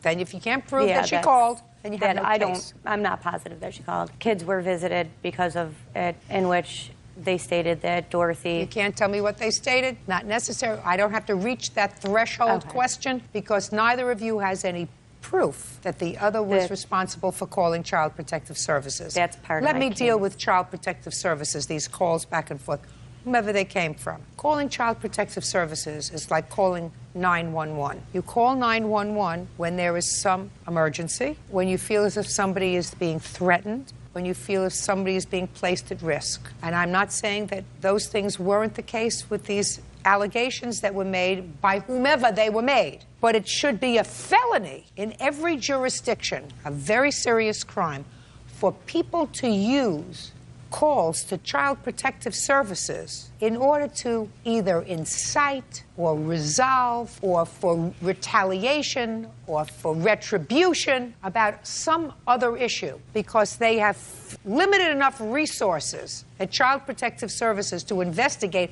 real allegations of neglect and abuse. And when people use that Child Protective hotline for other reasons, it infuriates me. And if it was my world, they'd be in jail if that's what they're using the hotline for. Having said that, we will move on to the next cause of action in your counterclaim, which is that Ms. Kavanaugh caused you to lose your job. Yes, I had her as a sitter, also her son, who would drop the kids off to her even after I asked not to. She would get upset with them, drop them off at my work several times. She would drop them off at home unsupervised.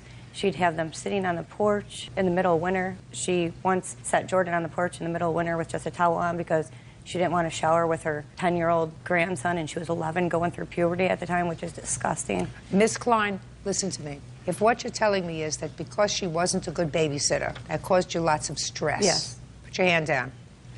And you ultimately didn't show up for work, and it caused you to lose your job, you have options. Your option is get rid of her as a babysitter. Then did, and then you can't sue her. And I mean, that's your option. Well, she called my work, harassing my boss, calling the cops on him. I got the letter just for that. one second. Is your boss here? No, but I have a letter stated to me why I was fired and a I'd like to see the complaint from the Tonawanda Police Department. I'd just like to see the letter first.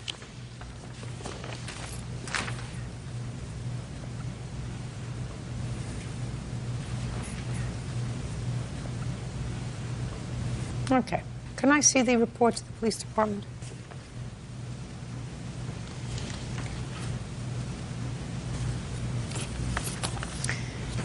Did you at any time have her son arrested for anything? She says yes. He used to for what? Harassment. Well, he probably was harassing her because he's a drug addict. That's what she says. Is that true? Put your hand down. Is that true? Not anymore. I don't care if it's not anymore. You mean not today? Not today, but she also is. Listen, who's taking care of the 3 children? Who's taking care of the 3 children? At the moment, yes. A girl who had their children taken away from them, so I heard. Who do the 3 children live with? I'm not talking about at this moment. They live with the mother. They live with the mother, not with your son. Exactly. Exactly. Okay. So, when did you have him arrested? Actually, I had him arrested once, a couple times. I had to have him removed from the house because he would come in when we were sleeping. He broke in when we weren't home. Slept in my bed when I went away. These sources are 2006. Anything happened in 2007 that's been harassment? No. Okay. There was. I was afraid to do it. She's evil and very vindictive. What do you want? We both filed harassment against each other. Well, I don't know why you should have anything to do with her except positive things with regard to your grandchildren, Miss Kavanaugh. You have a son that's problematic. I took her to court. Listen to me. Yes. Carefully. Yes. You have a son who's a problem. Yes. You have the mother of your grandchildren who has been supporting the family for 16 years because your son is a bum. There's no question that he's a bum because there's no question that they had to file tax returns because she worked for a company that wouldn't have paid her under the table. That your son, if he was working at all, which I somehow doubt, certainly has not filed tax returns and has not paid his fair share of our expenses as a community. He was paying child support. Well, what do you want me to do? Give him a gold medal for that? He made children. That's what he's supposed to do. Yes. Put your hand down. He's supposed to pay child support. Yes. A lot, not a little. Right. So if I wanted to be supportive, I would be as supportive as possible if you were a reasonable grandparent of my 3 grandchildren and said to my son, listen, I tried my best with you. Maybe my best wasn't good enough, but I'm certainly not going to annoy the mother of my grandchildren who's trying to keep it together. Do you get my drift? She wasn't trying to keep it together. Do you get my drift? I understand you, yes. Perfect. And I wouldn't sue her for a stupid card table because that's ridiculous. Ridiculous. Goodbye. The case is dismissed, as is your counterclaim. Parties are excused. You may step out, ma'am. Because she's a wacko. Just to hurt me even worse. Drinking and drugs. I wouldn't be able to afford my mortgage or my house. Both her and my son were the same. If I was doing drugs, nor will I be able to care for 3 children. That the mother gets treatment for her drinking. She does that with any one of her kids that separate from their girlfriends. Well, I would imagine eventually somebody will catch up with her and take those children away from her. That's what she does. She has nothing better to do than sit on her butt, smoke cigarettes, and make everyone's life a living. And now the next case. All parties in the matter of Bolin versus Juarez, step forward. 26-year-old Christopher Bolin is suing fellow partygoer, 18-year-old Michael Juarez, for denting his car during a fight. Michael claims the damage is not his fault. Mr. Bolin, it is your claim that Mr. Juarez, during an argument at a party, threw someone into your car and damaged it. And Mr. Juarez says he didn't do that. Yes. When was the party? May 29th. Questions are going to get harder, Mr. Bolin. No, I'm sorry. Who, what, when, where, and how? Those are the questions you should always come prepared to answer. All right. All right? Yeah. What date was the party? May 29th of 07. Who was there? There was a lot of people there. In whose house was the party being held? It was at a friend's house down the way from my house. I don't even know the person, actually. Who knows the person? I know his name is Ryan. Who did you have a fight with? I had a fight with him right there. I don't know his name. With you? Richard. With Richard? Yes. Yeah. What'd you have a fight with Richard about? It was because at the end of the party, my phone was missing, and I was trying to look for it, and I went around asking everybody, and when I went to go ask him, we had a confrontation, and then we started fighting. It was a quick, 2-minute fight, didn't last so long. Why did you fight with him? Because we started arguing, because I wanted to see if he had my phone, and we started arguing, and... No, explain that to me. Mr. Juarez, your phone was missing. You asked to see his phone. Mm-hmm. What did he say? He said no. Yeah? No, that's not right. Shh, just a second. He said no for a minute, and then he finally showed it, and it was dark. It looked like my phone. I wanted to see it. He wouldn't let me see it. And he said, and we started getting into it. What do you mean you started to get into it? You started to get into it. Yeah. You accused him of stealing your phone. Yeah, because I was missing my phone. I'm speaking. I'm sorry. Did it turn out that he stole your phone? No. Where was your phone? In the car. So you made a mistake? Yes, I did. So you had this fight over something stupid where you made a mistake. Mm-hmm. And you started to act physical with somebody who says, don't accuse me of being a thief. Isn't that what happened? Yes, ma'am. Now, tell me about throwing somebody into a car. I pushed him. And he fell into a car? Yes. So whose fault is that? Mine? No. Whose fault is it? Uh-huh. Whose fault is it? I just pushed him. I didn't mean to him go in the car. Is there something wrong with you? Who is this person here? That's my mom and my aunt. You don't want to embarrass yourself any further in front of your mother. No. Whose fault is it if you pushed him and he fell into his car? I pushed him. I didn't mean for him to fall in the car. Your Honor, he didn't actually... Jump! Do I look as if I need any of your help? No, I'm sorry. You want to have a talk with him. Is your last name Juarez? Yes, it is, ma'am. I'm going to give you 30 seconds or less to talk to your son. Right up there. It's your phone.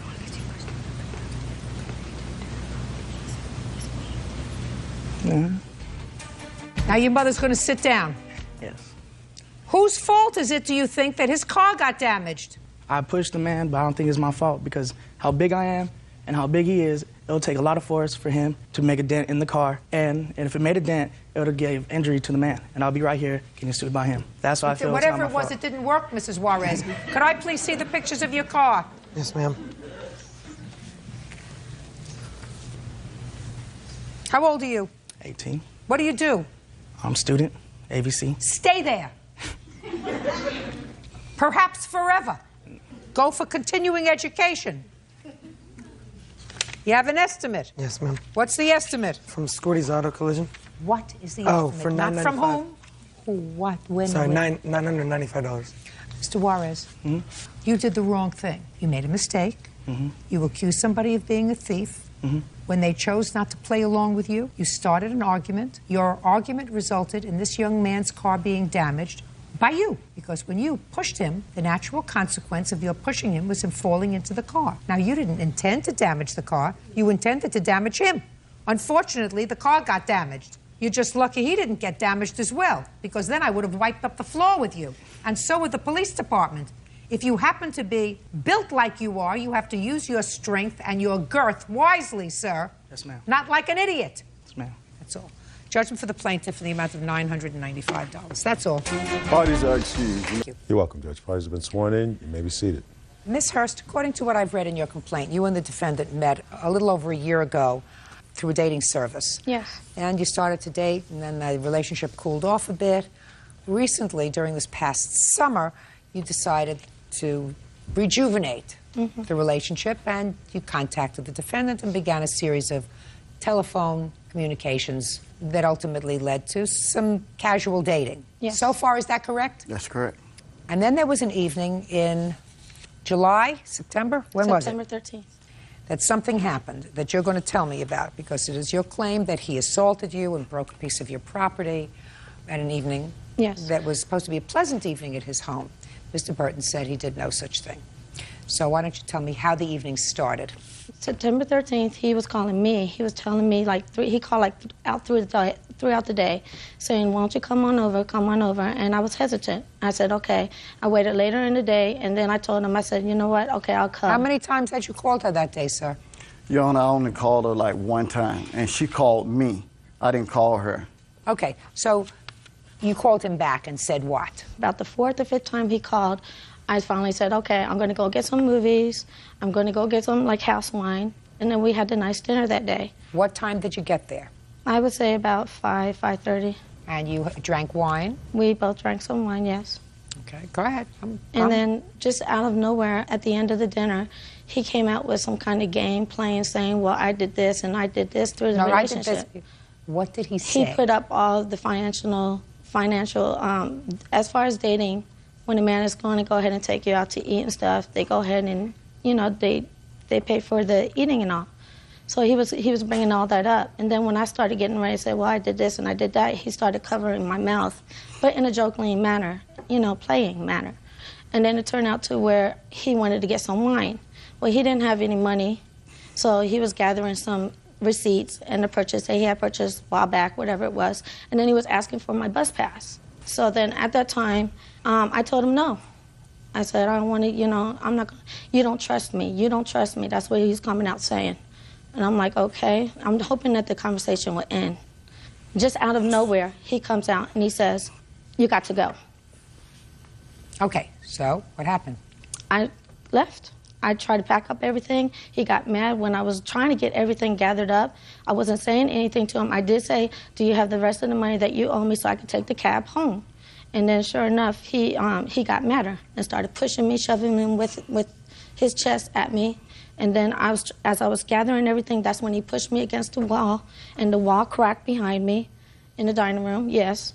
And then I stepped back after I got pushed, and I waited for him. He just kept calling B word to me with a disgusting look, scary look, I might add, and just kept saying it. Yes, I was really frightened, and I just stepped out, and I'm against the wall, and that's when he pushed me again, trying to take my cell phone. The second time, he got it, and then he threw it as I was trying to call the police. What'd you call the police for?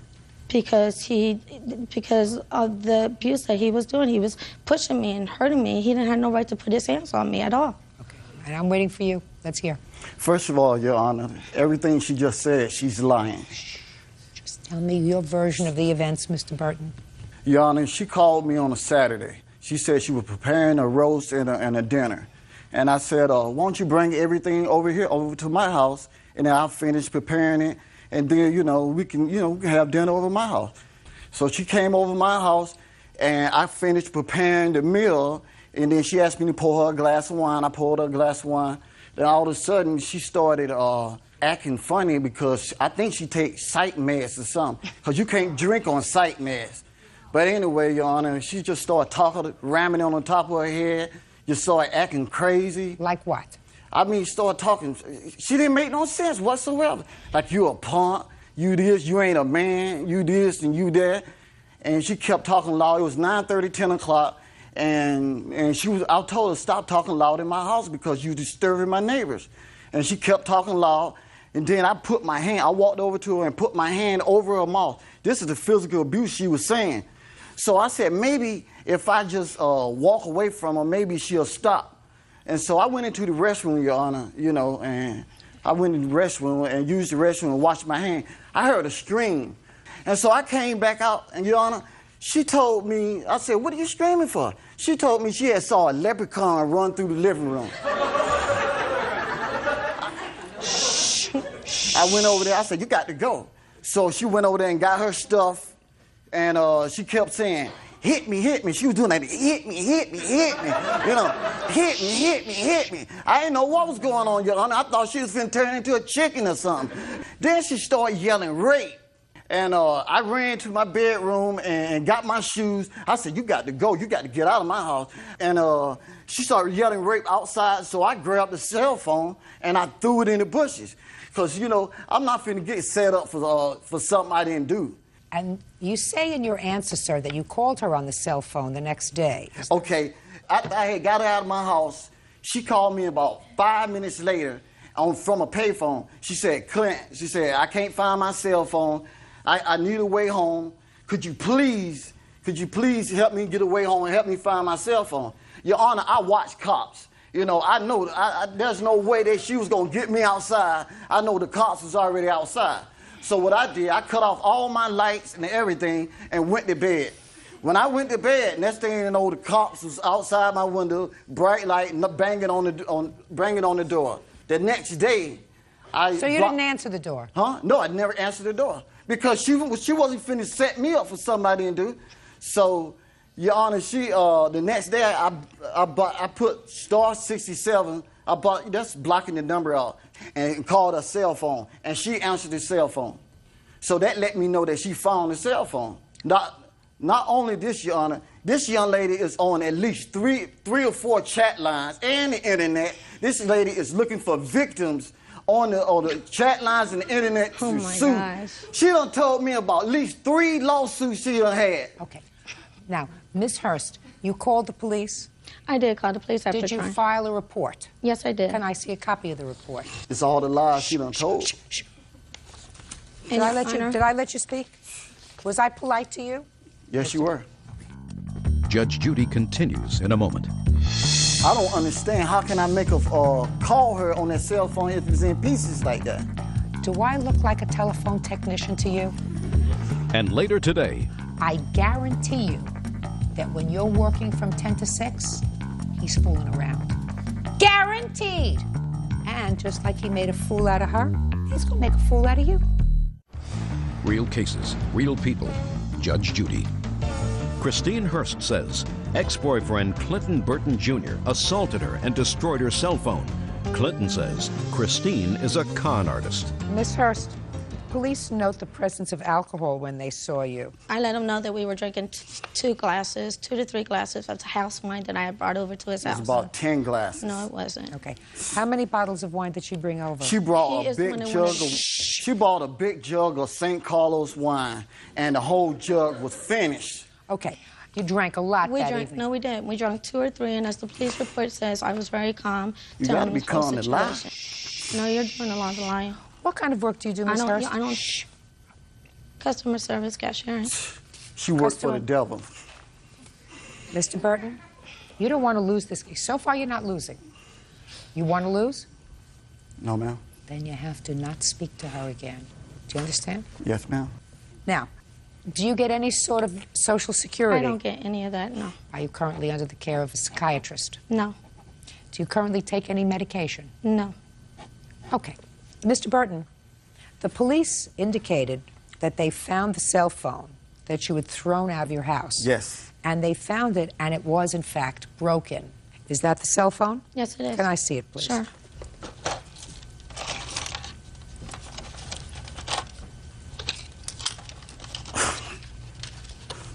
And here's the receipt that I just purchased with it, too.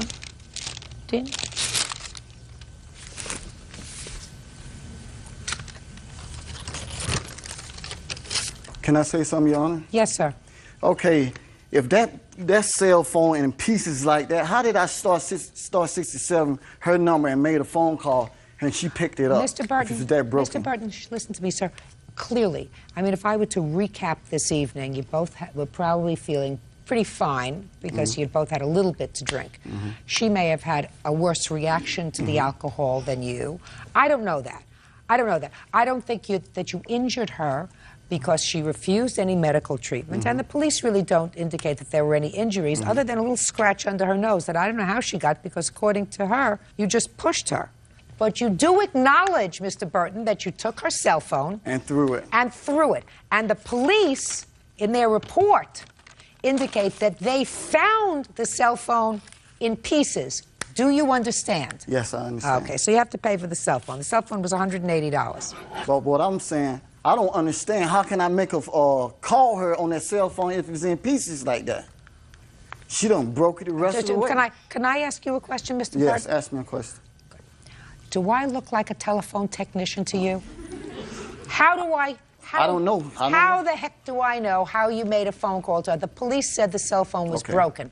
You have to pay for the new cell phone. You don't have to pay $5,000, which is what she's looking for. Okay. But $180 is what she paid for the phone.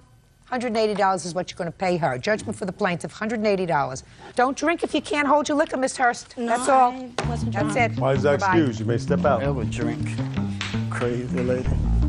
He's the one on Prozac. He's the one he's the one who has disability. I don't. She's a total liar. She's on psych meds, and she knows she is. She get SSI, and she's crazy. Maybe the Prozac turned him that way. I don't know. Every time she drinks, she has obnoxious lies and steals out of my house. All he did in the long run is just take advantage and made a spectacle out of himself, really, not for me. If any mental hospital know this young lady, please come and get her, because she's on the loose. And now the next case. All parties in the matter of Jones versus Eberhardt. Step forward, please. 23-year-old factory worker Antoinette Jones is suing her ex-boyfriend's current girlfriend, homemaker LaTwana Eberhardt, for torching her car. LaTwana says it wasn't her. This is the boyfriend? Yeah. Your current boyfriend? How many children do you have with him? 2. How old are they? 5 and 1. And how many years were you together? Since I was in the 11th grade, that was 97. And you had one child with him? Yes. And then he was such a good father, you went and had another one with him?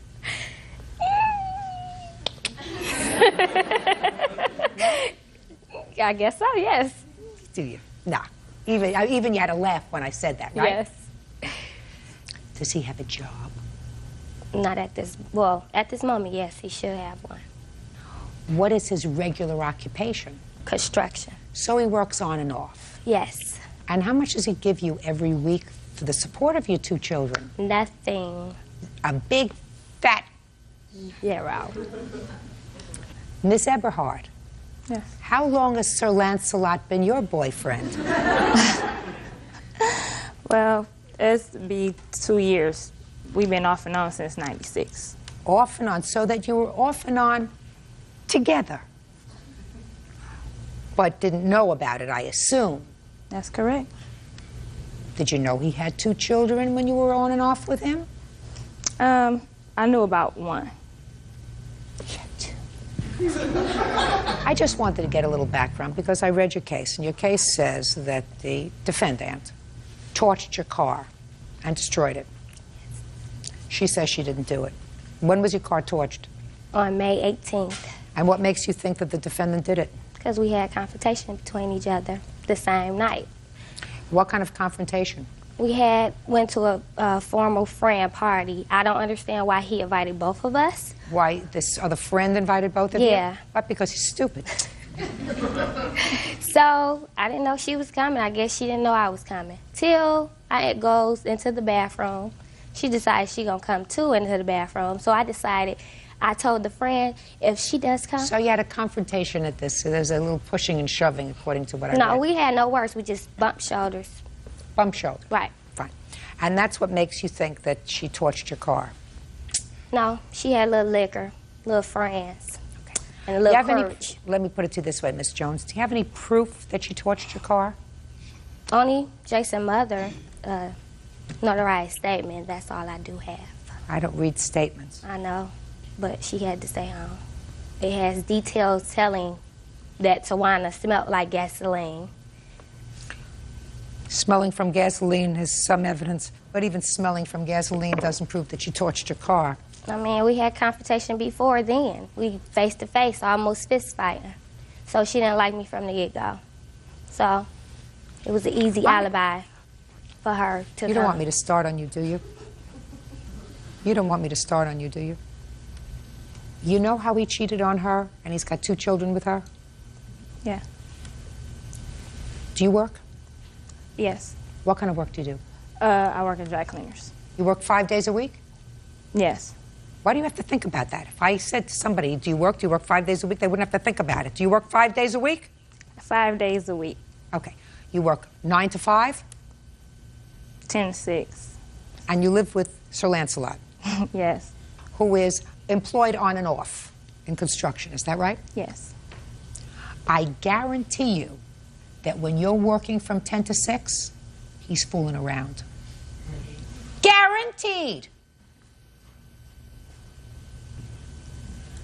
And just like he made a fool out of her, he's going to make a fool out of you.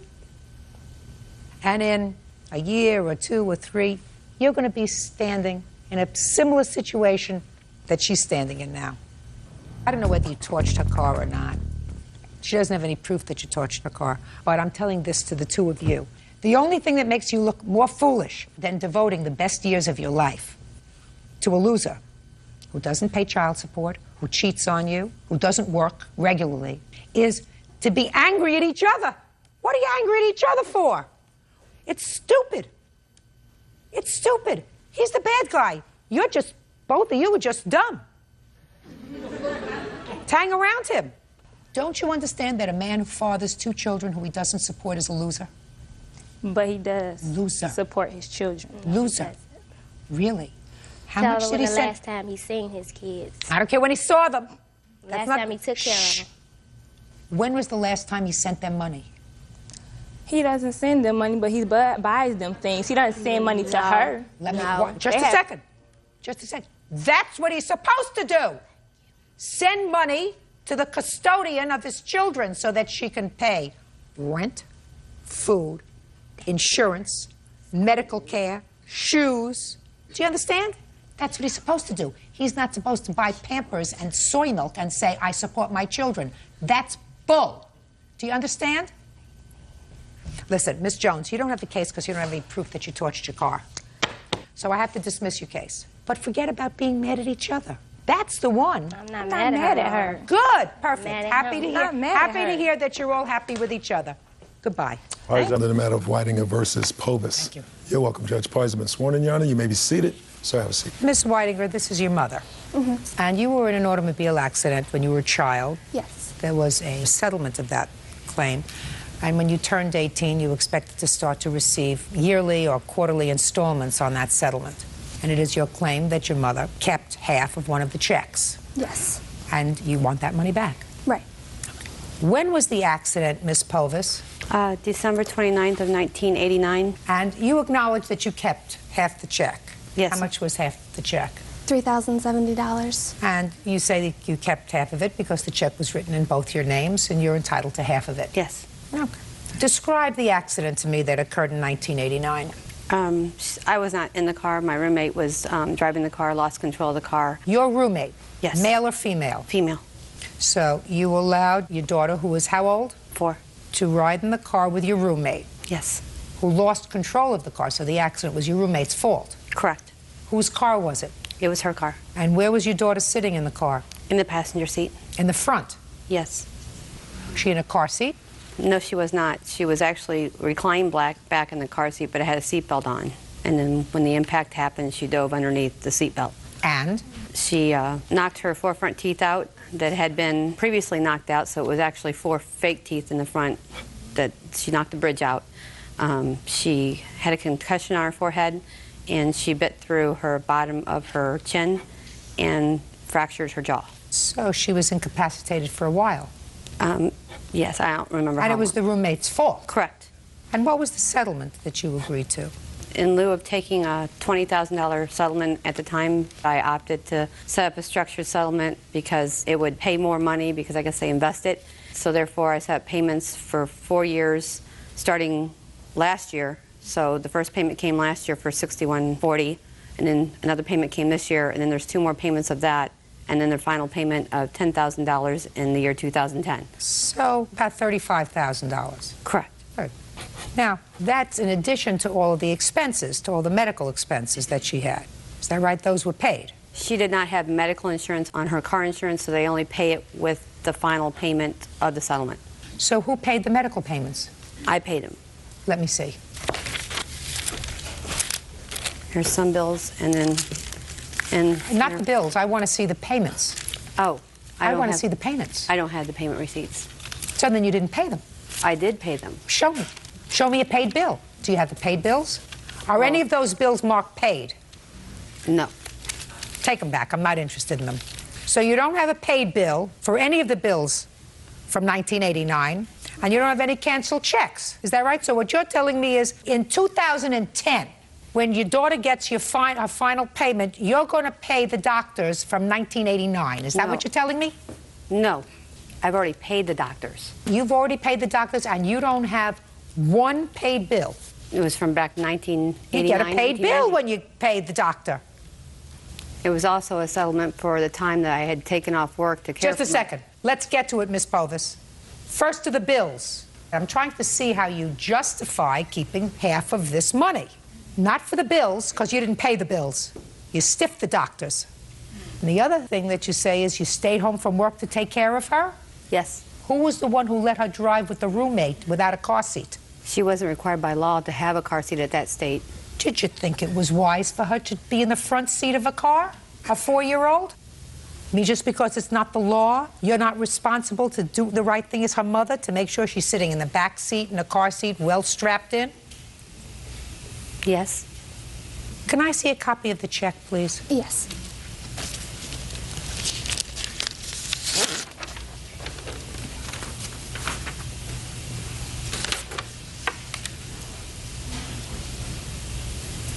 I want to see a copy of the settlement.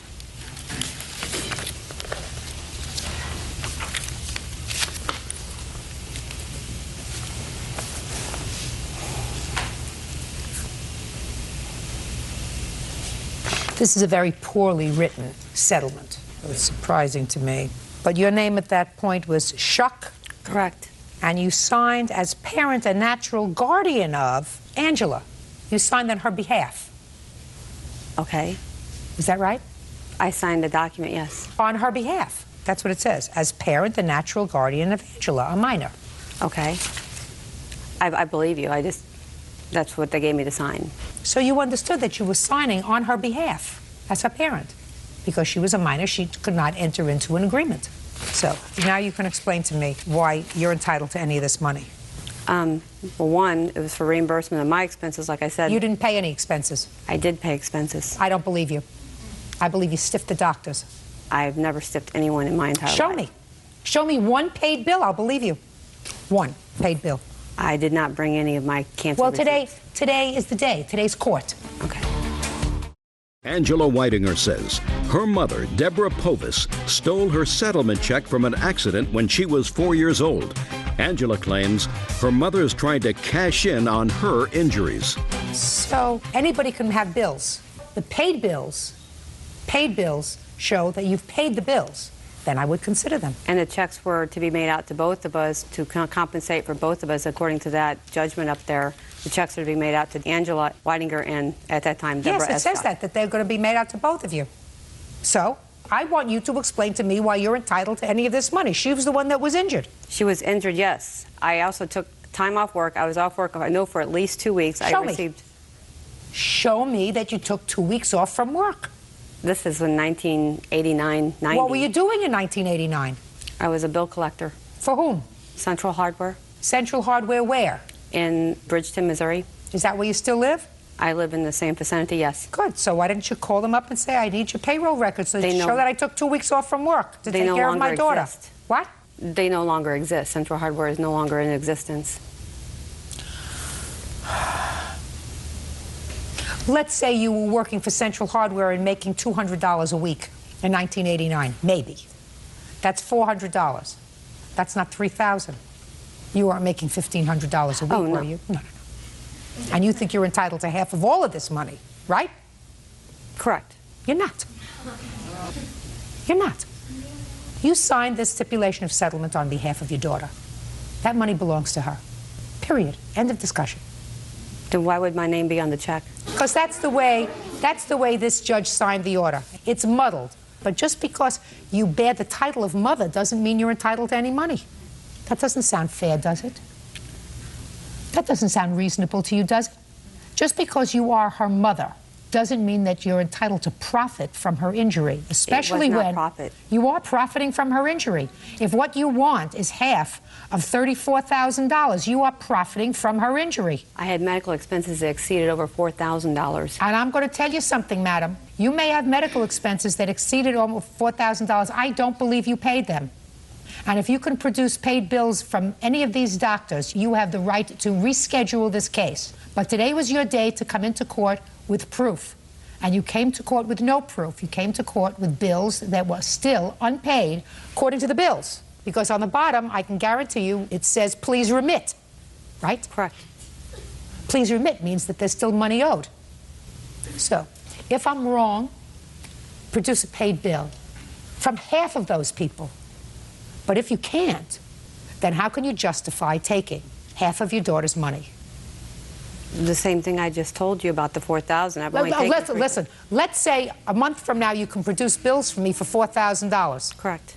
I doubt it, because you're not going to be able to. But let's say you can. Why do you think you're entitled to $17,000? I only kept $3,000. So is what you're saying that you don't intend to keep half of the rest of the checks? Is that what you're saying? Correct. You're questioning. That's a question. Is what you're saying you only want to be reimbursed for what you spent out of pocket, and the rest of the money you intend to turn over to your daughter, and the most you've spent so far, according to you, which I don't believe, is $4,000? Correct. Fine. Then, right now, I am issuing a provisional judgment for your daughter in the amount of $3,000, which means you're going to turn over that $3,000 to her in 30 days. You have 30 days to send into the court paid bills from those people, from the doctor, the hospital, whoever else was involved. And if you can do that, then I will rescind the order. Is that fair? Yes. Can I say something too? Yes, I just want to know if you think that that's fair. Yes. Good. Okay. I also found another, in the statement, or the settlement, it says that when it was settled, there was $9,166 that was paid. And of that sum, $6,666.66 will be paid to my attorney, and $2,500 will be paid to me for Angela's benefit. I know that the $2,500 is to be used only for Angela's benefit, and I will deposit that sum in a restricted account. I further understand that the balance will be held. Can I see that? Can I see what you're reading from that one? And I've never seen any of this money either. So that could... Can I see it? Mm-hmm.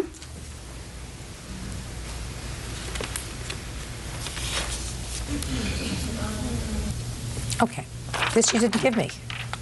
This says that at the time you signed this agreement, you got a check for $9,166. $6,666 was paid to your attorney, and $2,500 was paid to you for Angela's benefit. And you were directed to deposit that money in a restricted bank account. And I further understand, you signed this, that the balance will be held and invested for Angela's use. What'd you do with the money? I put her through braces. As a mother, I would think that that's... Shh. You have a bill for the braces? No, but she did have braces, which I made payments on. Well, when did she have braces? I believe she got them when she was 10 or 11. Well, a lot of kids get braces, madam, that have absolutely nothing to do with an accident. Most of my children had braces. They were never in a car accident. She had fractured her jaw, and when she fractured her jaw, it positioned it backwards. You have proof of that? Did she fracture her jaw? No. Oh. Judge Judy continues in a moment. And later today... I hate to do this, but I have to. Could I see it? Yes. Real cases, real people. Judge Judy. Angela Whitinger says her mother, Deborah Povis, stole her settlement check from an accident when she was 4 years old. Angela claims her mother is trying to cash in on her injuries. Okay, I've heard you. And I've heard what you're saying, which is now memorialized, that you do not intend to take any more of your daughter's money, that you intend to endorse the remainder of the checks over to her that she's going to be receiving in the coming years. That the only thing in question is the $3,000 that you kept from this year's settlement check, and that you are going to provide the court within 30 days of paid bills. If you do that, your daughter has acknowledged that any money that you were out of pocket as a result of this accident should be reimbursed to you, right? Right. Perfect. Judgment for the plaintiff in the amount of $3,000 to be held for 30 days. That's all. Thank you. Party are excused. You may step out. With everything that's gone on in the past 20 years of my life, it's just been ridiculous, so I thought it was finally time to bring it into law. We've had a rocky relationship. Since I was 8, I've been in and out of her house, living with my grandparents, living with my aunt. She's never lived, per se, with my parents. She stayed with them briefly. I moved out at 17 and have been supporting myself since then. She did move out on her own when she was 17. Me and her have never really gotten gotten along as mother and daughter. I'm hoping that now this is over with, is done with, that we can both move on with our lives. I don't see a relationship at all. Maybe try to make a bridge. I really want nothing to do with that side of the family. And now the next case. All parties in the matter of Doheny versus Cephas, step forward. 20-year-old student Kevin Doheny is suing commission consultant Donna Cephas and her son, 16-year-old Keith Cephas, for the cost of a cover for his Cobra Mustang. Kevin says Keith burned a hole into it when he flicked his cigarette. Mr. Doheny, it is your claim that Mrs. Cephas's son, your first name? Keith.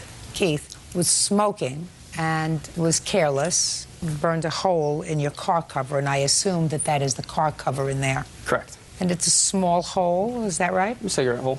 You want him to pay for a new car cover. Absolutely. And Mrs. Cephas says, first, it was an act of God, the wind blew the cigarette, and second, you can get a kit to patch it. So why buy a whole new car cover when all it is a patch?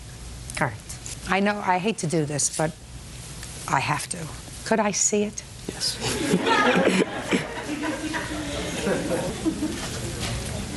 How big is that car cover? It's for a Ford Mustang Cobra. It covers the whole car. Is that your My pet pride car? and joy. Could Yes, I it is. see that? I know somebody else who keeps their car covered. I could never understand that. You got to take it off and get into the car and then put it on. Understand that?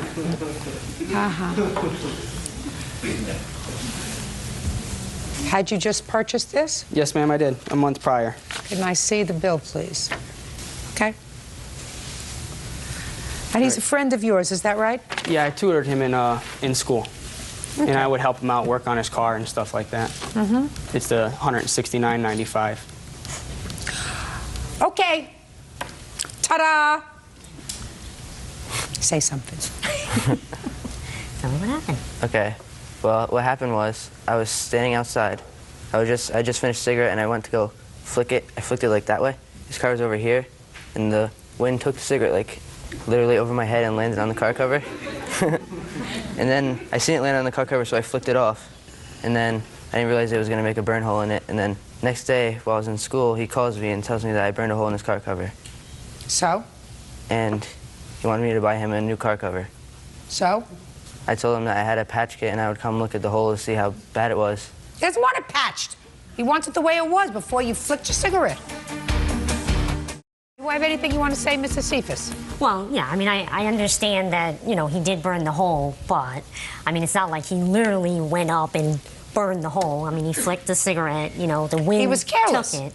He was careless. Yes. He was careless. Right, but I mean, he didn't purposely do it, but he did say, I will try to fix it. He's not avoiding his responsibility. He can fix it. The patch, yeah, you can with those vinyl, the little vinyl kits, because we had patched other vinyl. We had a roof. He doesn't want a patch.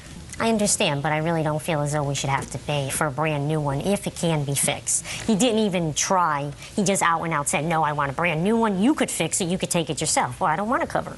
Well, you just bought yourself a cover. You just bought yourself a cover. Let's say you saved up for a very long time to buy yourself a very special leather coat. And some stranger negligently cut a hole in the coat. Small hole. You just spent $500 on this leather coat that you had been lusting over. And they said, gee, I'm so sorry, I was careless and I'm so sorry. I'm going to get a patch kit. So you can patch it. You say, I don't want a patch kit. I just bought this brand new leather coat. Why should I patch it when it could split? It may not split today, it'll split tomorrow, or it'll split next month, or 6 months from now. It's perfectly good. Why would I want to accept something that's second rate? You got it? Yes. Perfect. Judgment for the plaintiff, the amount of $169. Parties are excused. You may step out. Parties have been sworn in, Judge. You may be seated. Ladies, have seats, please. Mr. Huffine, was the defendant... What I gather is you had one son. Yes. Her daughter was in a relationship with your son. Yes. And he was tragically killed. Right. At that time, you decided to buy some burial plots. 5 of them. So that when your son was buried, you would know that you would be buried next to him and where the family would be. She bought plots above you. Her daughter did. In any event, this is your complaint. You found out that a stranger had been buried in one of your plots. Yes. And it is your claim that Ms. Donovan caused that to happen. Yes. And that she forged your signature for the authorization with the cemetery. Yes. In order to move around the spots. Right. You say you never gave you permission for that. That's correct. And you want to be compensated. Yes. Ms. Donovan says that you did, in fact, give your permission, and she says that she can prove that you gave your permission. And she is counterclaiming because she said she's had to go through all kinds of legal gymnastics to clear herself of these allegations. So first tell me, when did your son pass away? In 1997, December 24th. And how did he die? The doctor made a mistake, drilled into his brain. So it was a surgical error? Yes. How long had you been living with Ms. Donovan at the time? Less than 2 years. And how long had your son been involved in a relationship with her daughter? Probably since, 13 years old. How old was he when he died? 18. Now, can you show me, please, the burial plot locations? I would like to be able to see that so I could put it in context. I have a video right here, if you'd like it. I would.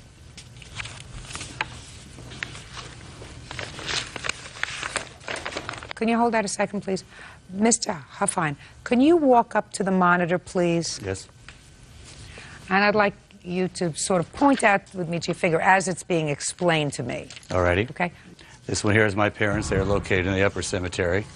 This right here is my son. When he passed away, I bought these 5 lots right here, this one included.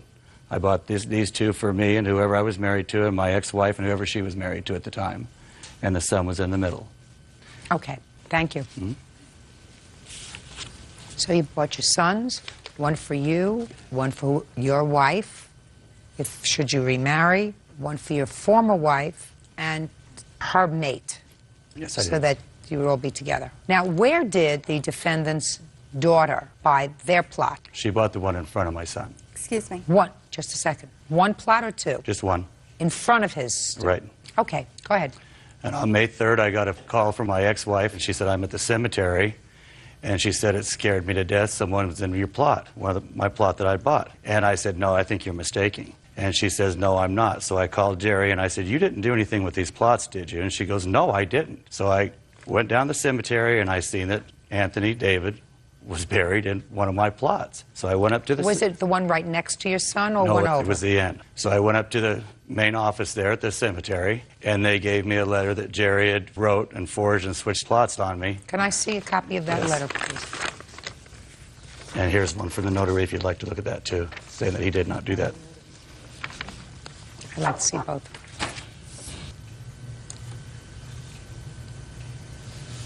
Continue. And at this point, I went through different attorneys. They explained to me what she had did, and they gave me a copy of that. And you said I never signed it. No, I never signed that. She also called the cemetery and told them she did not remember doing this. That's hearsay.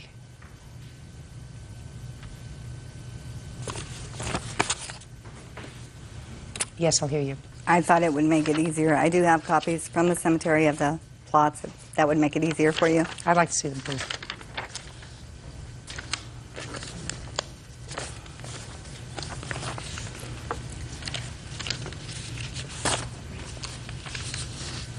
Okay. Tell me the circumstances surrounding the plaintiff agreeing to switch cemetery plots so that you and your daughter would be together. Side by side. I'd be head-to-head with Larry. She would be head-to-head with Michael. Michael's mother and her boyfriend would be on one side of Michael. And Anthony Davis is a stranger to everybody. Right. So I want you to tell me the circumstances surrounding Mr. Huffine agreeing to make that change, which in effect would say to him, if you marry either your wife or your ex-wife's mate could not be buried in the same line. Explain that to me. When we bought the plots, and we did... By the way, who bought them? I did. Larry did. They were under his name. He paid for them? Yes, but... So he paid for them, so they were his plots? Right. But all my monies went into Larry's checking account, and I do have proof of that. I don't care about that. Okay. He bought the plots? He bought the plots. They were in his name. At some point, I don't have a date, but I believe it was in early 1999, my daughter had said she wished that I would have bought my plot next to her. And she said, well, I wonder if you can switch it. I said, I don't know. So I called the cemetery. I asked the cemetery, can you exchange your plot if you want to? They said you can, as long as you do it before the last payment is made, and it has to be a letter from the owner, a request from the in owner. writing, notarized. So I didn't do it immediately. I thought about it for a little bit of time, and to be honest, I don't remember any specific hard, long talks between Larry and myself. I just remembered that he did agree to it. I did write the letter out myself. You wrote the letter out yourself, and that was in 1999. Correct. Were you still together as a couple then? Yes, we were. When did you separate from Mr. Huffine? The end of August 1999. So, not far after this. Not so I far. assume things had not been going well for a while. Larry had suffered a lot of personality changes due, I guess, to Michael's death. So things had not been going well for a while. Right. If you separated in August, and this was done in May, it was a brief few months. So I assume that in May, things were not going well between the two of you. Everything seemed to be going fine, except for that Larry was very depressed a lot. So things were not going fine. Well, I don't know I'm not exactly what you interested in what mean. you I have to mean, we say weren't now. screaming, fighting, tearing each other's hair out. Well, then how come you separated a couple of months later? Because the end of June or July, he went to work in Utah, and he had an affair. Yes? And when I found out, I moved out. Judge Judy continues in a moment. That's his handwriting. That is inconsistent with the notary's logbook. Well, his log states that just one individual came. Correct, and that's Miss Donovan, and she signed the cemetery affidavit. Real cases, real people. Judge Judy. Larry Huffine claims ex-girlfriend Geraldine Donovan forged documents so she could switch around his prepaid grave plots. So things were going absolutely fine until that time. To me, they were. And to you? No, before I told her in the beginning of '99 she would be moving to start saving her money up and get her a place. When did you tell her that? Probably February. Tell me about the conversation that you had with her. It took place. She told me she was going to move her daughter back in, and I said, no, she's not. And she says, well, if she's not moving back in, I'm moving out. And I said, well, I have to go to Utah till the end of August. When I come back, have your own place. Why did you not want her to move her daughter back in? Many different reasons. Her daughter was very disrespectful. She was 19 years of age. She was experiencing an ecstasy drug, and I didn't want to be around it. And I told her no, and she could not accept that answer. And that was in February? That was in February. She knew. After February, did you continue to live as a family with the defendant? Yes. Well, then how did she know you were serious? Because when I told her she was moving out, I was very serious. She knew that. Okay. Was your daughter living with you in January of 1999? I don't believe so. Was there a time when she was planning on moving back in 1999? I don't remember. Okay. It is your claim, Ms. Donovan, that the plaintiff agreed to switching of these plots. And according to your answer, you have an expert witness who is prepared to testify with regard to that. I'd like to hear the witness. Is that you? Yes. Step up, please. Witness been sworn, Berg? Witness has been sworn, Your Honor. Tell me your name. Andrea McNichol. Miss McNichol, when did you become familiar with the defendant? Well, I actually just by telephone on May 8th, 2003. And what did she tell you? She asked me to examine a document, I guess you're calling that the cemetery plot document that Yes. was notarized. I asked her for the original. It's always best to examine the original. She called back later and said she made an attempt to get the original, that they would not make it available. I told her that anything that I could find would have to be contingent on that the copies that I looked at were true representations of the original. In other words, sometimes you get the original and you see that someone had cut and pasted something on there, or there are things on that you cannot see when you see the copies. After that, she provided a large sampling of signatures. I told her to get the signatures of Larry Huffine and the notary. Okay. This letter from the notary. Did you, in fact, examine the signature on the notary? Yes. And you concluded that the signature on the notary was the same? Yes. To my naked eye, the J's are totally different. Well, if you'll notice on the letter, he writes his J's 4 times. Well, he wrote it because he evidently looked at this. You've seen this logbook? Yes. It is clear that according to the notary's logbook, he did, in fact, notarize something for Miss Donovan. Correct. But I would like to call your attention to the fact that I was also provided a large sampling of his signatures, not just the one. May I see them, please? Yes. Actually, I prepared this whole report. This is the copy they made for you. Now, that's what I'm looking at. Well, clearly, his signature on this document, which has nothing to do with this case, but I'm just looking at the signature, the J is different from the J on this document. Let's take a look. I don't find it different. Let's take a look. You never sign your name the same way twice. Let's take a look. No, but this J is totally backwards. It's and my that's opinion totally that different. That's his handwriting. I'm just asking you about the J. Okay, that's well, totally different. This other document he signs, in my opinion, with several shapes to the letter J. Judge Judy continues in a moment. This doesn't strike you as being strange? Yes, it does. Somebody sends an I love you greeting card and signs it, Love, Larry Huffine? Real cases, real people. Judge Judy. Larry Huffine says ex-girlfriend Geraldine Donovan switched around his prepaid grave plots without his permission. What do you say is his handwriting in this? Just the notary box. In this? Just in the notary box. Now, unless the whole notary area was cut and pasted on here, this is his handwriting in this lower Which is right a corner. possibility. Yes, without seeing the original, it is a possibility. That is inconsistent, however, with his log. Right, but his contention... No, not his contention, but it's inconsistent with his log. Well, his log states that just one individual came Correct. Just one individual, and that's Miss Donovan, and she signed a cemetery affidavit. Okay. And it is your opinion that the signature on this cemetery document is his signature? Yes. Would you go over there and bring that board up closer to me so that I can see it? I do have original documents, if you'd like to see them. Okay, so the question signature from this cemetery document is at the top. Okay. Okay, now I have not had the opportunity to examine the original, but if the copy shows that there was not a cut and paste and that this ink was placed upon the paper, then these signatures match exactly to these other signatures. Some of these are from checks and some of these are from other things. Correct. Cards, greeting cards, etc. Yes. Okay. Put that back, please, Ms. McNichol.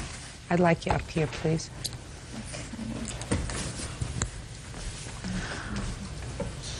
Are you telling me that you made your decision based on the documents that the defendant gave you? Yes. And one of the documents that she gave you was a greeting card.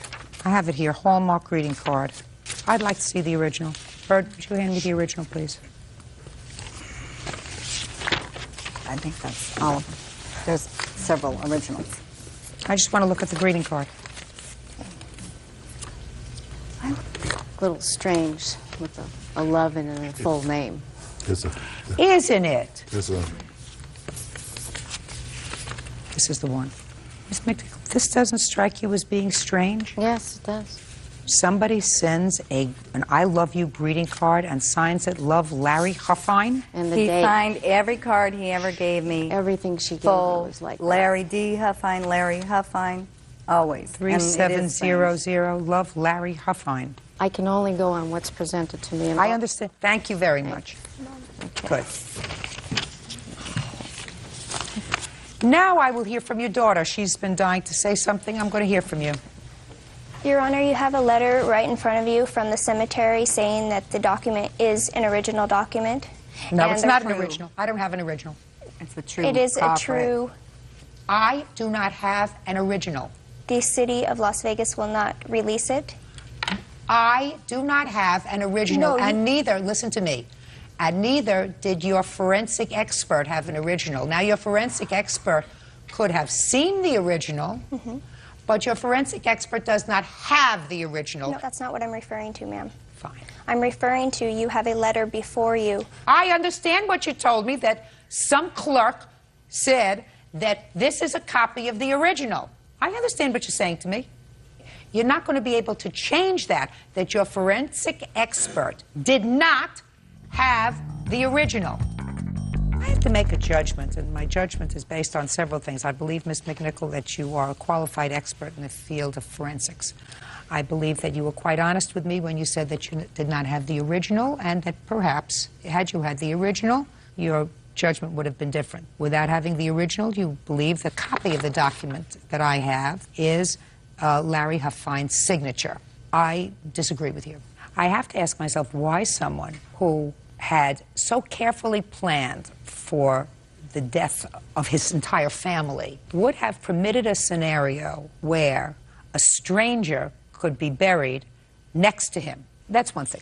The timing of this letter is also very important. Ms. Donovan would have me believe that Mr. Huffine would, during a time of domestic strife, be so kind as to permit the defendant and her daughter to move into a situation where a stranger is occupying the cemetery plots that he has bought and paid for. That doesn't make sense. And if it doesn't make sense, it's usually not true. So I do not believe that he ever agreed to this. Now, I also find most bizarre a love card that is signed Love Larry Huffine. But some people maybe that's strange. Yeah. And it is possible that that's strange. I have to make a judgment based upon what has a ring of truth to it. What has a ring of truth to it is Miss Donovan's daughter wanted to be close to her mother and close to the teenage boyfriend. And she persuaded her mother, who knew she was on her way out of this relationship, to forge this signature. I believe that that's what happened.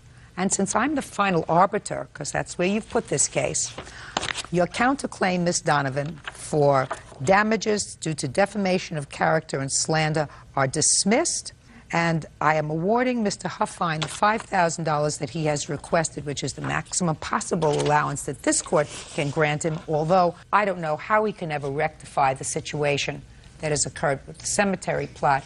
I doubt very much whether he can, and for that I am sincerely sorry. That's all. This case is over. Parties are excused. The calendar in the matter of Gonzalez versus Murillo. Parties have been sworn in, Judge. You may be seated.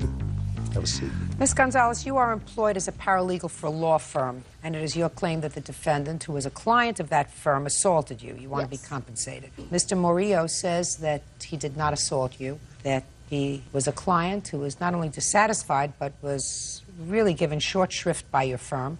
He's counterclaiming. Mr. Murillo, I'm going to start with you, sir. What kind of case did you have that brought you to the plaintiff's law firm? On April 7, I hired the Office of Attorney Aragon to help me establish visitation rights to have my daughter in my life. And how old is your daughter? She's 7 years old. Had you seen her regularly before that? No, I tried for the first 4 years with her mother on my own. It just never went anywhere. I gave up, but I'm back again, and I want to establish. What do you mean you're back again? Where had you been, Mr. Murillo? Well, I had just a son being born. Now he's a newborn. So I want my daughter to know her brother, and I want her to be in my life. So then I went to court. Now knowing that my ex-girlfriend will not listen to anything, I realized I had to take legal proceedings to establish visitation rights. So you hadn't seen your daughter in 7 years? No, I did see her for 4 or 5 years. The last 2 years, I just completely gave up because her mother won't let me see her. She made it difficult. Very difficult. Okay. What was the name of the lawyer that you saw, sir? Daniel Aragon. Danielle? Yes. Is that person here today? Yes, Your Honor. The gentleman right there. Daniel. Is that? Oh, Daniel. That's you. Step up, please.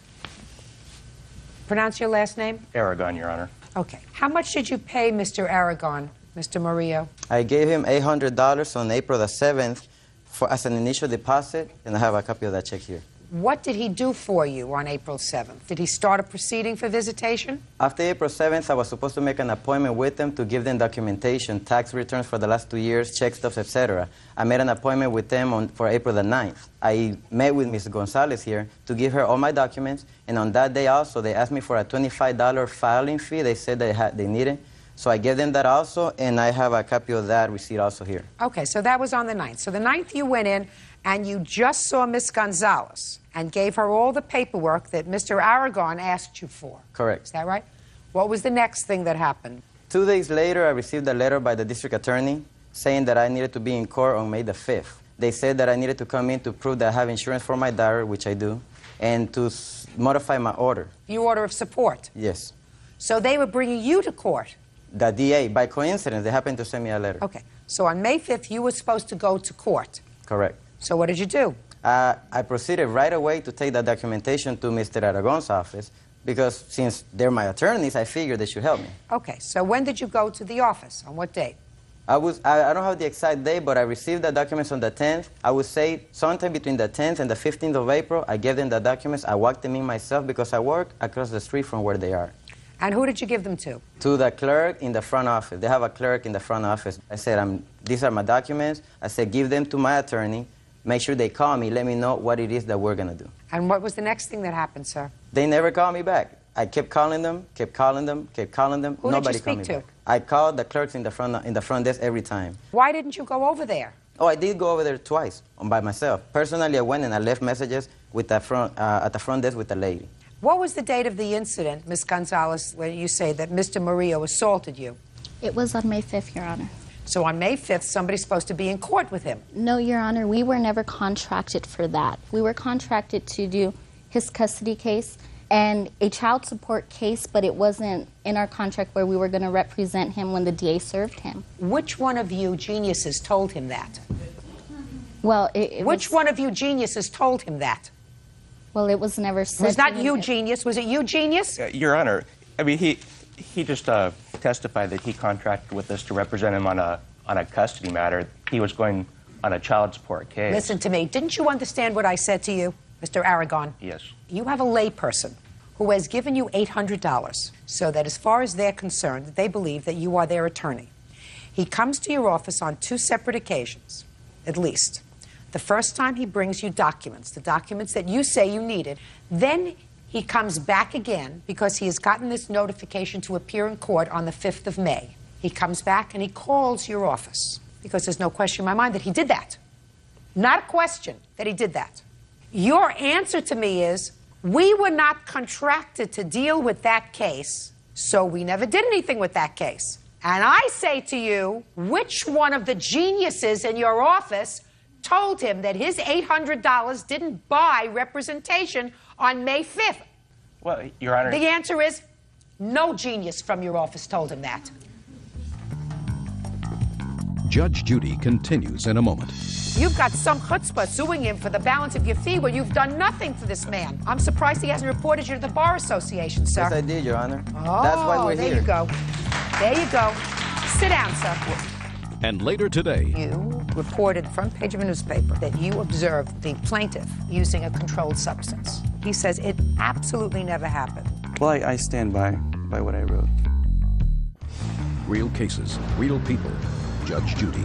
Paralegal Rashida Gonzalez claims former client Pablo Murillo assaulted her at her place of work. Pablo says he's being scammed.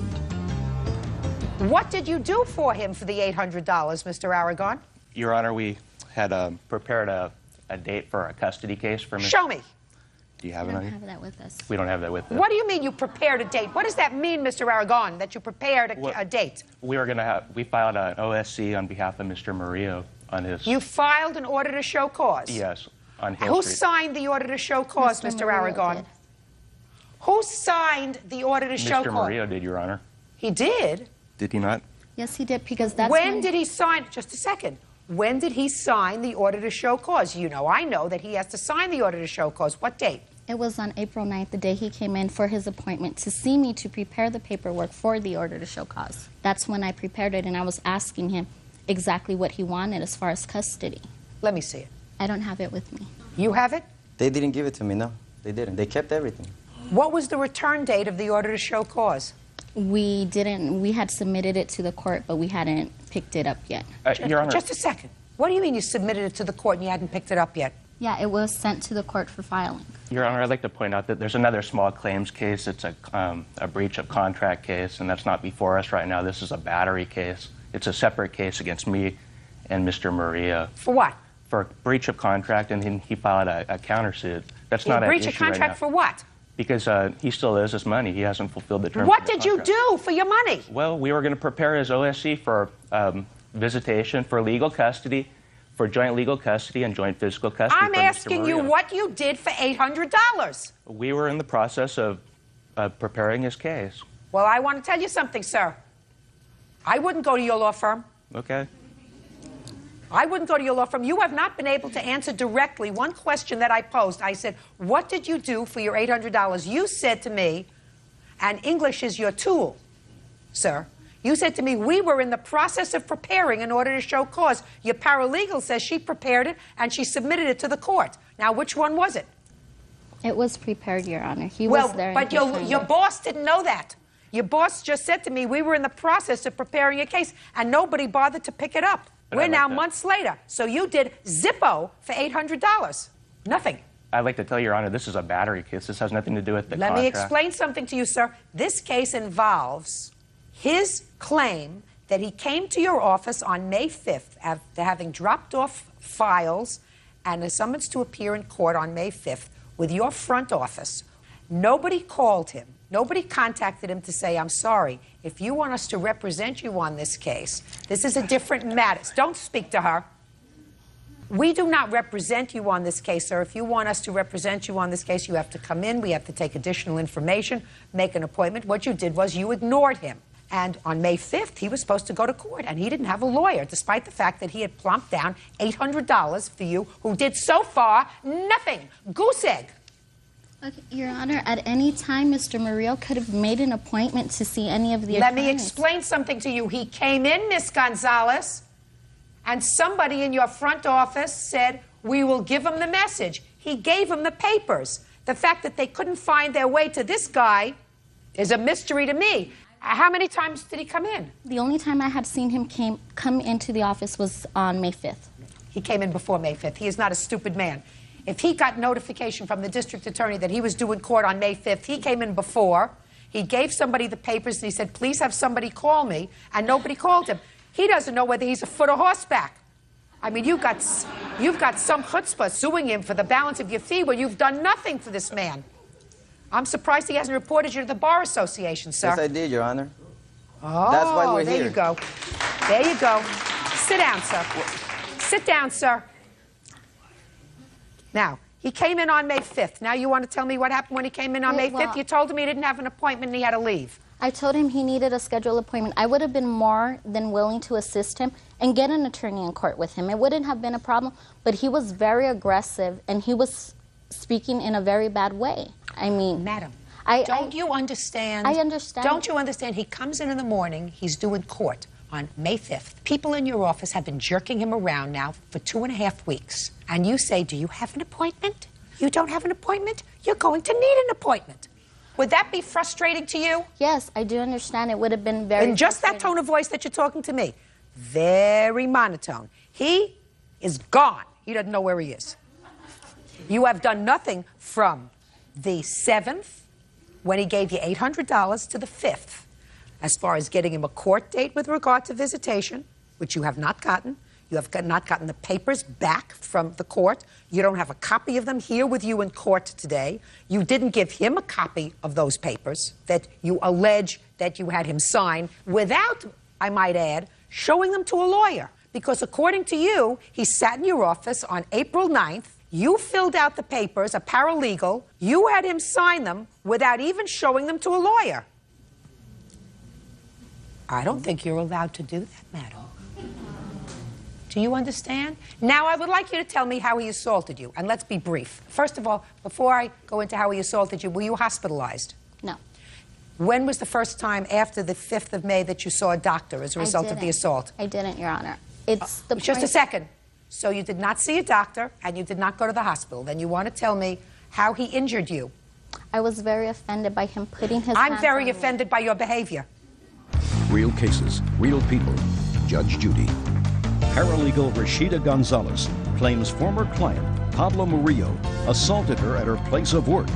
Pablo says he's being scammed. Now, you were offended by his behavior because he pushed you. Yes, and he had no right You had no right to push her. Please apologize. I'm sorry, but I didn't. That's good. He just apologized for pushing you. That's what you're entitled to. You're not entitled to a lawsuit. You're entitled to recognize that when people come to an office, especially an office that does domestic relations cases, they are in high emotional gear. And just because he doesn't know whether he's afoot or horseback, I have a feeling you have more of a brain than he does.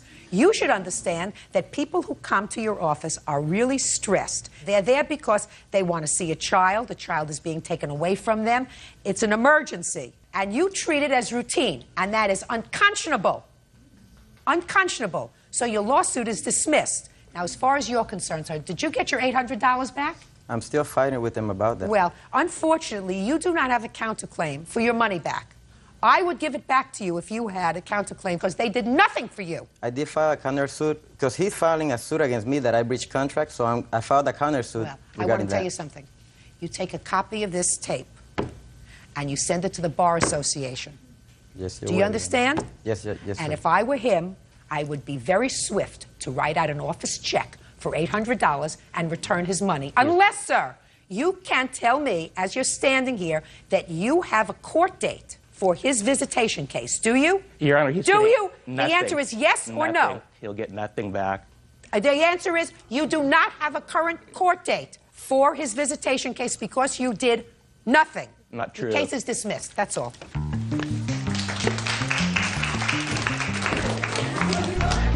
He didn't have a right to put his hands on me. I never have touched a woman in my life. Never would I ever do that. He's a stereotypical absentee father. He hasn't seen his kids in 7 years. Oh, that's just the lawyer speaking. He just wants to talk and talk and talk. You know, if I was that type of father, I wouldn't even be trying to do this. And now the next case. All parties in the matter of Parsons versus Arthur. Step forward, please. Musician Robert Parsons and reporter Andrew Arthur are in court for a second time. Robert says Andrew wrote an article claiming he is a marijuana user. The judge has ordered a drug test to settle the dispute once and for all. Oh, it's nice to see you folks back. Let's see if my memory is correct. The last time you were here, this matter was adjourned for a drug test. Yes. It was adjourned for a hair follicle test. The issue was a relatively simple one. The defendant wrote an article in which he claimed that he observed you smoking marijuana. And you say that that is absolutely untrue because of a lot of things, including a family history of substance abuse. You never used drugs.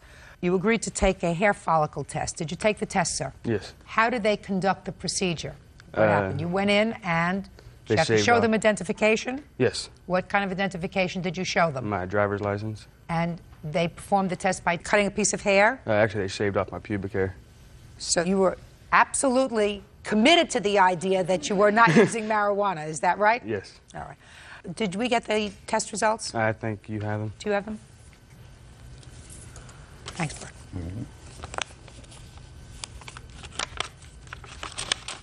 Before I look at these, I believe, Mr. Arthur, the last time we were here, it was agreed by all parties that if the test results, which I have not seen, were negative, then the plaintiff would be successful in this lawsuit. If the test results were positive, his lawsuit would be dismissed.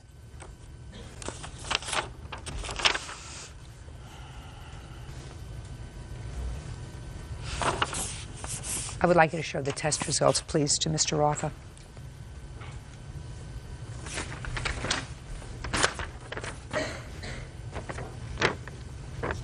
Mr. Arthur, I want you to listen to me very carefully, sir.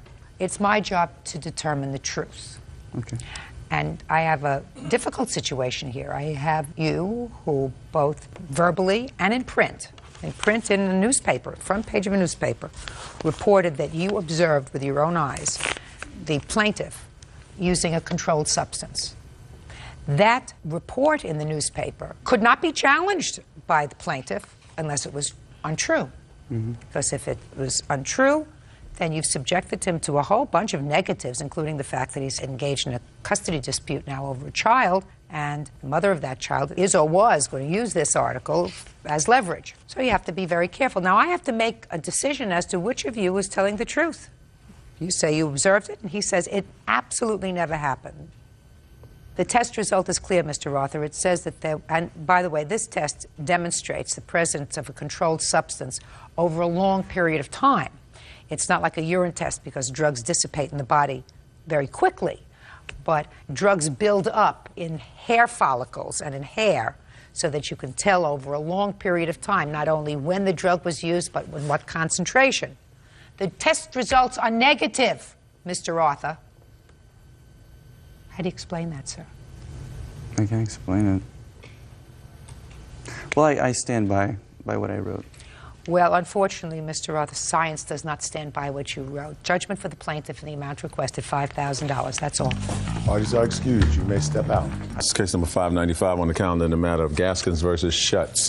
Parties have been sworn in. You may be seated. Folks, have a seat, please. Ms. Gaskins, this is your mom? Is that right? You have 2 children? Yes, I do. How old are they? Brittany's 11 and Haley's 9. How many years did your children live with your mother alone?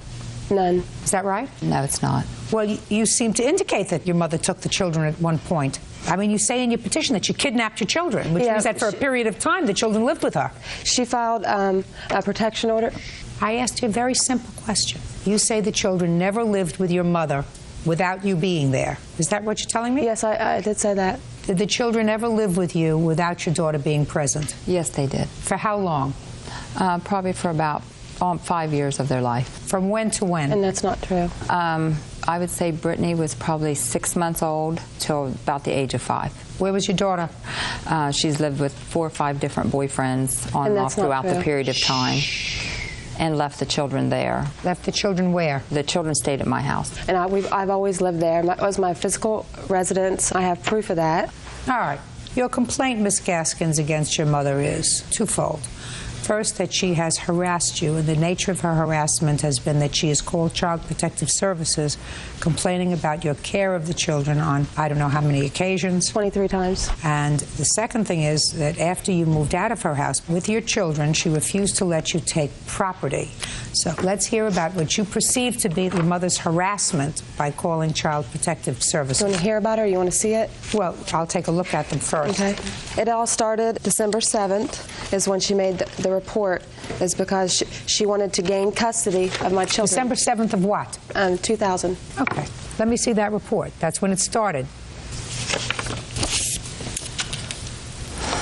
And she also made my children lie and say that I duct taped it.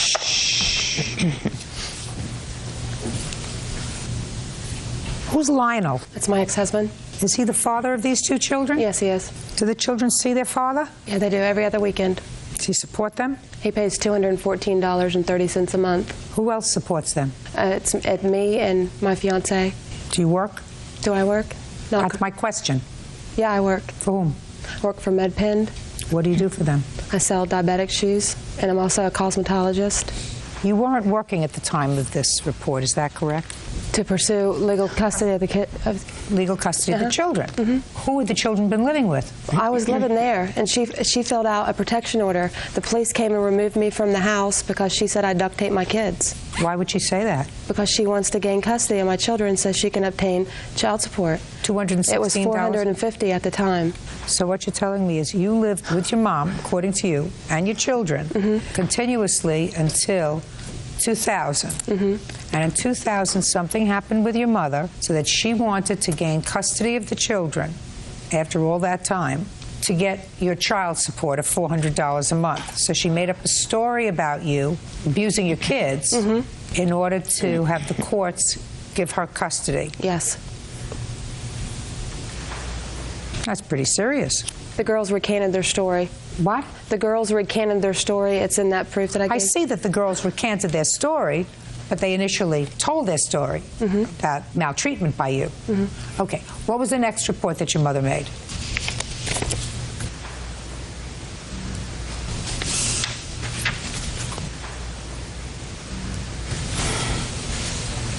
This was 2001, so this was a year later. Now, you were living with your children alone at that time? No, I wasn't living alone. I lived with my boyfriend. But you weren't living at your mother's house? No. Well, what was the new allegation in this petition? I'd have to see it. Here.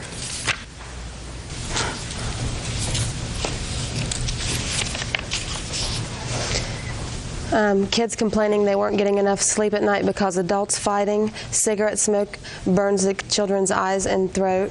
It says adults are drug users and mom is mean to them. Anything she can. Did you call in this report, by the way? I don't know if I called that one particular. Well, I'm talking about only this one. I've called twice. You called in the first one? I don't know. The first one had to do with the duct taping of the children? No. You did not call that one in. I have proof right here where she had took a protection order against me and signed it and wrote the allegations out. that doesn't mean that she called Child Protective Services. Did you or did you not call Child Protective Services about the duct tape incident? No. No. Okay, and you say you have proof that you did. Let me see it. Duct taping the children's mouths shut and hitting them.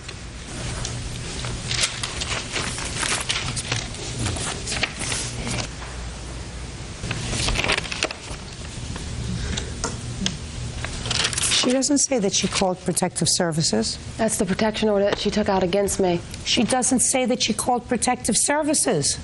She makes the same allegations, or some of them, that are made in this report, but she specifically says here that she herself did not see this, and nowhere did she say that she called Protective Services rather than a school official or a teacher or someone else the children reported to. In the CPS report, it says my grandma made me say that, or she was smack me with a wooden spoon. Listen to me very carefully.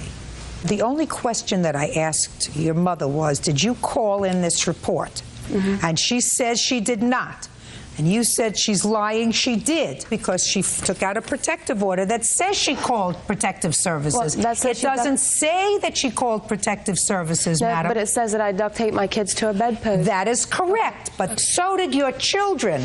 And they didn't report it to your mother. They reported it to other people. Judge Judy continues in a moment. It says she duct taped the girls to the bed. They were screaming, so she duct taped their mouths. You have to demonstrate to me that she placed that call. Real cases, real people. Judge Judy. Chrissy Gaskin says her mother, Connie Schutz, has harassed her by making over 20 calls to Child Protective Services. Connie claims on one occasion, Chrissy duct taped her children to a bedpost. All right, you said you called Child Protective Services 2 times. Right. In what years did you call Protective Services? I believe it was 98. And I live there still. Good. About what allegations? Drinking in the house and not going to bed on time and being tired for school. Well, why would you call Protective Services? You were living in the house with her. No, that's when she left and she took the kids to live with Jay. Both times were in 1998? No, I only called CPS one time, but then I called the Board of Education. When was that? I believe the Board of Education was approximately, I think, 2002. And why did you call the Board of Ed in 2002? The girls weren't going to school. How did you know that? I do daycare, and some of the kids I babysat for were in the girls' class, and I couldn't see the girls because I've only assigned certain days and certain months to see them. So I always say, how's Brittany today, or how's he? I ask about them every day. And I said, just make sure you tell them that Grandma loves them, misses them. And they said, well, Connie, Brittany and Haley wasn't at school today. The next day, they weren't at school. And so as I asked the kids I've watched, they said they weren't at school again. Gotcha. So that's when you called the Board of Ed. Right. Other than those times, have you ever called Child Protective Services about your daughter? No. Did you ever call anyone indicating that she was driving around with a suspended driver's license? Yes. Okay. Who did you call indicating that she was driving around with a suspended driver's license? The Vienna Police Department. When did you call the police department? It was on 4/18. What year? Of 04. Ms. Gaskins, were you in fact driving with a suspended license in April of 2004? I did not know they were suspended. That's not my question. Yes, I was. I have a cassette tape of the 911 where she had called in. She says she called in, Colin. Yeah, but it's if you just hear her how she refers to me. Go ahead. Central Communications. I'm trying to get hold of the Vienna Police Department. Do you know how to get hold of them? What do you need? Well, I have this girl that wants to harass me all the time, and she's driving on second offense suspended license, and she's harassing me all the time. And I know it's a known fact that she has no license, no insurance, and she's up here at the mall. So I needed an officer to talk to me, maybe they can catch her when she pulls out. We'll just see. Where are you at? I'm looking at her car at Grand Central Mall right now. Okay, where are you at on the mall lot? Big lie. It also states in there that they were suspended since last Friday, and I wasn't living with her for a whole year. Your driver's license was suspended for not taking care of previous citations. Yeah, what kind of came to her house? What kind of citations? A speeding ticket. Well, that's one citation. Okay, and another speeding ticket. So you had 2 speeding tickets, and your license was suspended because you didn't pay the tickets or you didn't respond to them? No, I didn't get the papers because she received the mail and didn't give me those, and then that's when she called the cops. Did you do that? No, not at all. She wasn't speeding for you. She didn't keep your foot on the pedal, did she? No, she wasn't. No. That was your fault. That was my fault. Ms. Gaskins. I have a ticket here you might want to look at, too. Sure.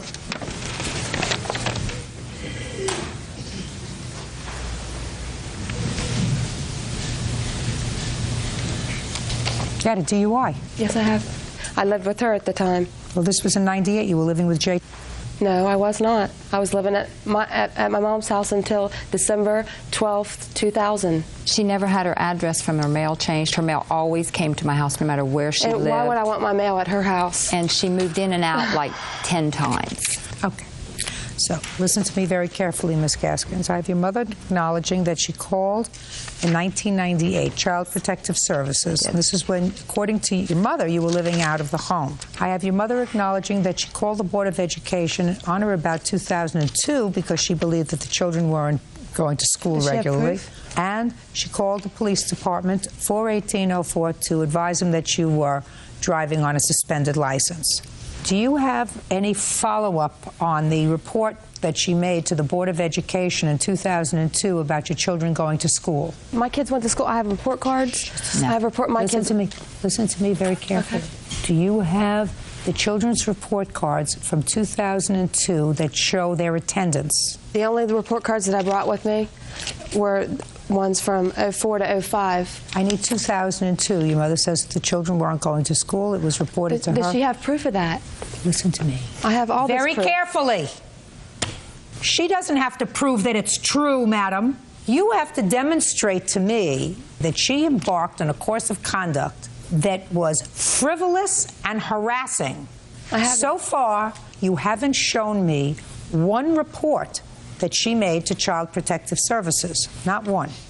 I can show you that. Show me!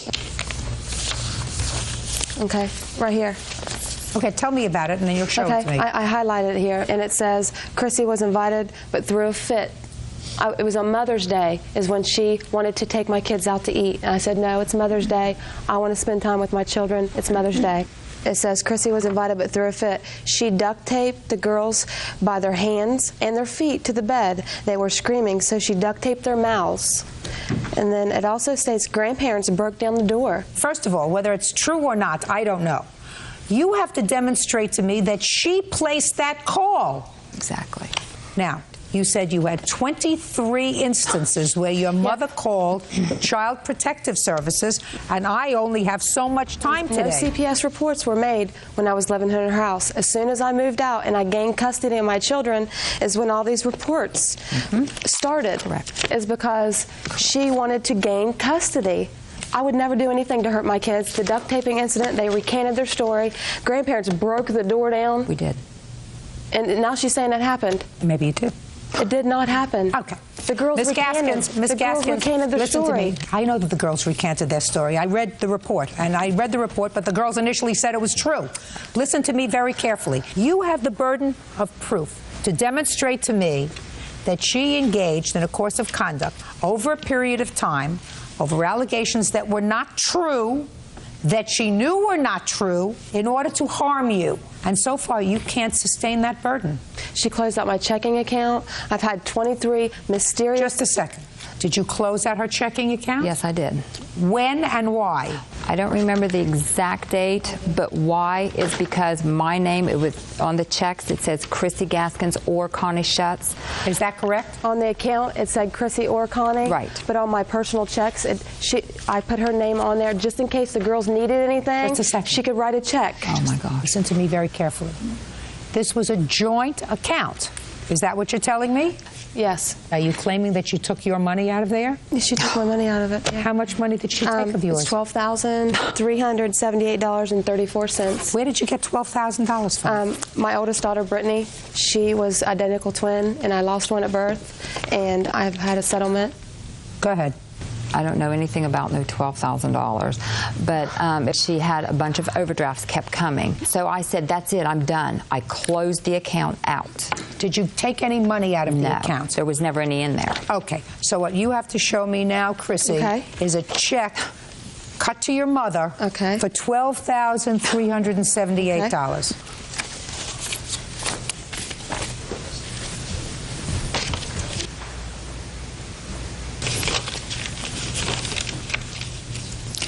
This was a CD, time certificate of deposit. This isn't a checking account, this is a CD. It was a CD, and what she did was she had the CD on my ex-husband's car loan to secure it so he could drive the car. And she closed out my checking account, she paid the car off, and then cashed it in for $4,100. She paid off the car? She paid off the car, and then she had the car towed. There was a cashier's check that was issued for $4,186.27. Correct. What is that for? That was out of the money that was in an account to pay off Lionel's car that was secured against Lionel's car. No, that was $8,192.07. Right. What did you do with the $4,186.27? Lionel has it. I don't have it. She just gave it to Lionel. Gee, I can't figure this out. It's not part of your lawsuit, so I'm really glad I don't have to figure it out. But it seems clear to me, Ms. Schutz, that the $8,000 was used to pay off a loan. Right. $4,000 was left. Right. You say you gave the money to Lionel. I haven't a clue why you would give the money to Lionel, but certainly you acknowledge that it's your daughter's money. Right. Okay. What else do you want to tell me, Ms. Gaskins? What else? Okay. What you're complaining about with your mother is twofold. One, that she has engaged in a course of conduct to harass you, which you have been unable to sustain in a court. You may feel that way. Can I show you one more thing? No. The second thing that you allege is that your mother has property that belongs to you and or your children. What items do you claim that your mother retained that belonged to you? She kept all my summer clothes. I got the girls' bunk beds back, but she didn't give me any of the bolts. My work belongings that were there, like a laptop she kept. I have scissors since I'm a cosmetologist that I paid $250 for. Just a second. Let's start with the laptop. You have a receipt for a laptop computer? I didn't purchase it. It was owned by Barnum Beauty Supplies. I was working for them. Did she leave a computer at your house? Yes, she did. Where is it? I called Barnum's Beauty Supplies. They contacted me, left a message on my answering machine, said that they was trying to get a hold of Chrissy. She will not return Did calls. you return the computer to them? Barnum's, yes, ma'am. I also have scissors that I paid for, $250 worth of scissors. I had... Chrissy. It's very sad. I'm not going to be able to fix this very sick pathology that exists between you and your mother. Try to let there be peace for the sake of your children. There was clearly a period of time, Ms. Gaskins, when you needed some sort of support from your mother, a home to go to when you were separated from your husband. You say no, but according to you, you and your children lived there until 2004. She said that she needed the money to live there. She didn't work. She got paid underneath the table for babysitting. She needed money. Ms. Gaskins, grow up. Take your papers, put them away. Put your effort into some other basket, please. In the matter of Sowers versus Manhart. Parties have been sworn in. You may be seated. Folks have seats. Ms. Sowers, for how long have you known the defendant? Approximately 5 years. In what way do you know him? I had an affair with him at one time 5 years ago. And recently, according to what I read, you moved in with him. At that time, I had left my husband. I lived in my truck for 1 week. I had nowhere else to go, and I asked him if I could rent a room. He agreed to that with a verbal rental agreement that I pay the electric bill, and that was it. Everything else would be taken care of. Okay. And that's not right. I'll get to you in a minute. When did you move in? I moved in approximately August 12, 2002. And how long did you stay? I stayed until October 19th. At that time, I told him I was moving out, that the atmosphere at his house, I had to find myself. I was very confused at that time. Leaving my husband, being there, the alcohol that was involved was a little too much. Whose, his or yours? It was both at the time, and I wanted to get away from that. Okay. According to your complaint, you moved out and he did not let you get your stuff. No. The defendant says that he got tired of storing your property, kept it for a while. Put your hands down, sir. Got tired of storing it and ultimately got rid of it. How large an apartment or a house do you have? I have a 3-bedroom house. Was she renting a room? There was no verbal agreement as far as one electric bill versus this, that, and the other. It was... Well, what was the agreement? Was there any... The agreement was just she was going to help pay this, that, and the other. There was really nothing discussed on it. So there was nothing... She didn't even have a job when she first moved in. So there was no formal agreement with regard to rent? No. Did she ever come back after the 19th or the 20th to get back some of her clothing? Yes, roughly about 3 months later, a little after 3 months. But not before that? No, I begged, pleaded, groveled, did everything that I offered to get a trailer to get your stuff out of there. I never did. Just a second, don't speak to each other. Numerous Look, times. listen to me. Mr. Manhart, look at me. If you want to talk to her, you do that outside. You want to be in court, you talk to me. She left on October 19th. Mm-hmm. Yes. Where did you go? I rented... Look at me. I rented a room in a beach condo. With somebody else or alone? With someone else. With whom? It was with Henry. And how long did you live with Henry? Still am today, still sharing rent. When you left on October 19th, did you take your clothes? I took one bag, and I told him that I was making arrangements to get my stuff, to let me know what was, a good time for him to move the stuff. And he said that he was busy this weekend, and next weekend he wasn't going to be in town, and, it was on and on. Well, we're talking about October. What about November? How many times did you contact him in November? November, approximately 3 times. Phone calls and stopping by. And you told him you wanted to get your things? Yes. And he said you can't get your things? He never had a convenient time. Well, when you stopped by, was he at home? Yes, he was. And he said you can't come in and get your things? He would step outside the front door and say, "Can I help you?" and go like this and stand there and smile at me. Now, in November, when you couldn't get all of your property, when for the first time did you go to small claims court to sue him for your property in November? I went to small claims court in May. I want you to answer my question. Okay. When in November did you go to small claims court? I didn't at that time. I did not have money. When in December did you go to small claims court?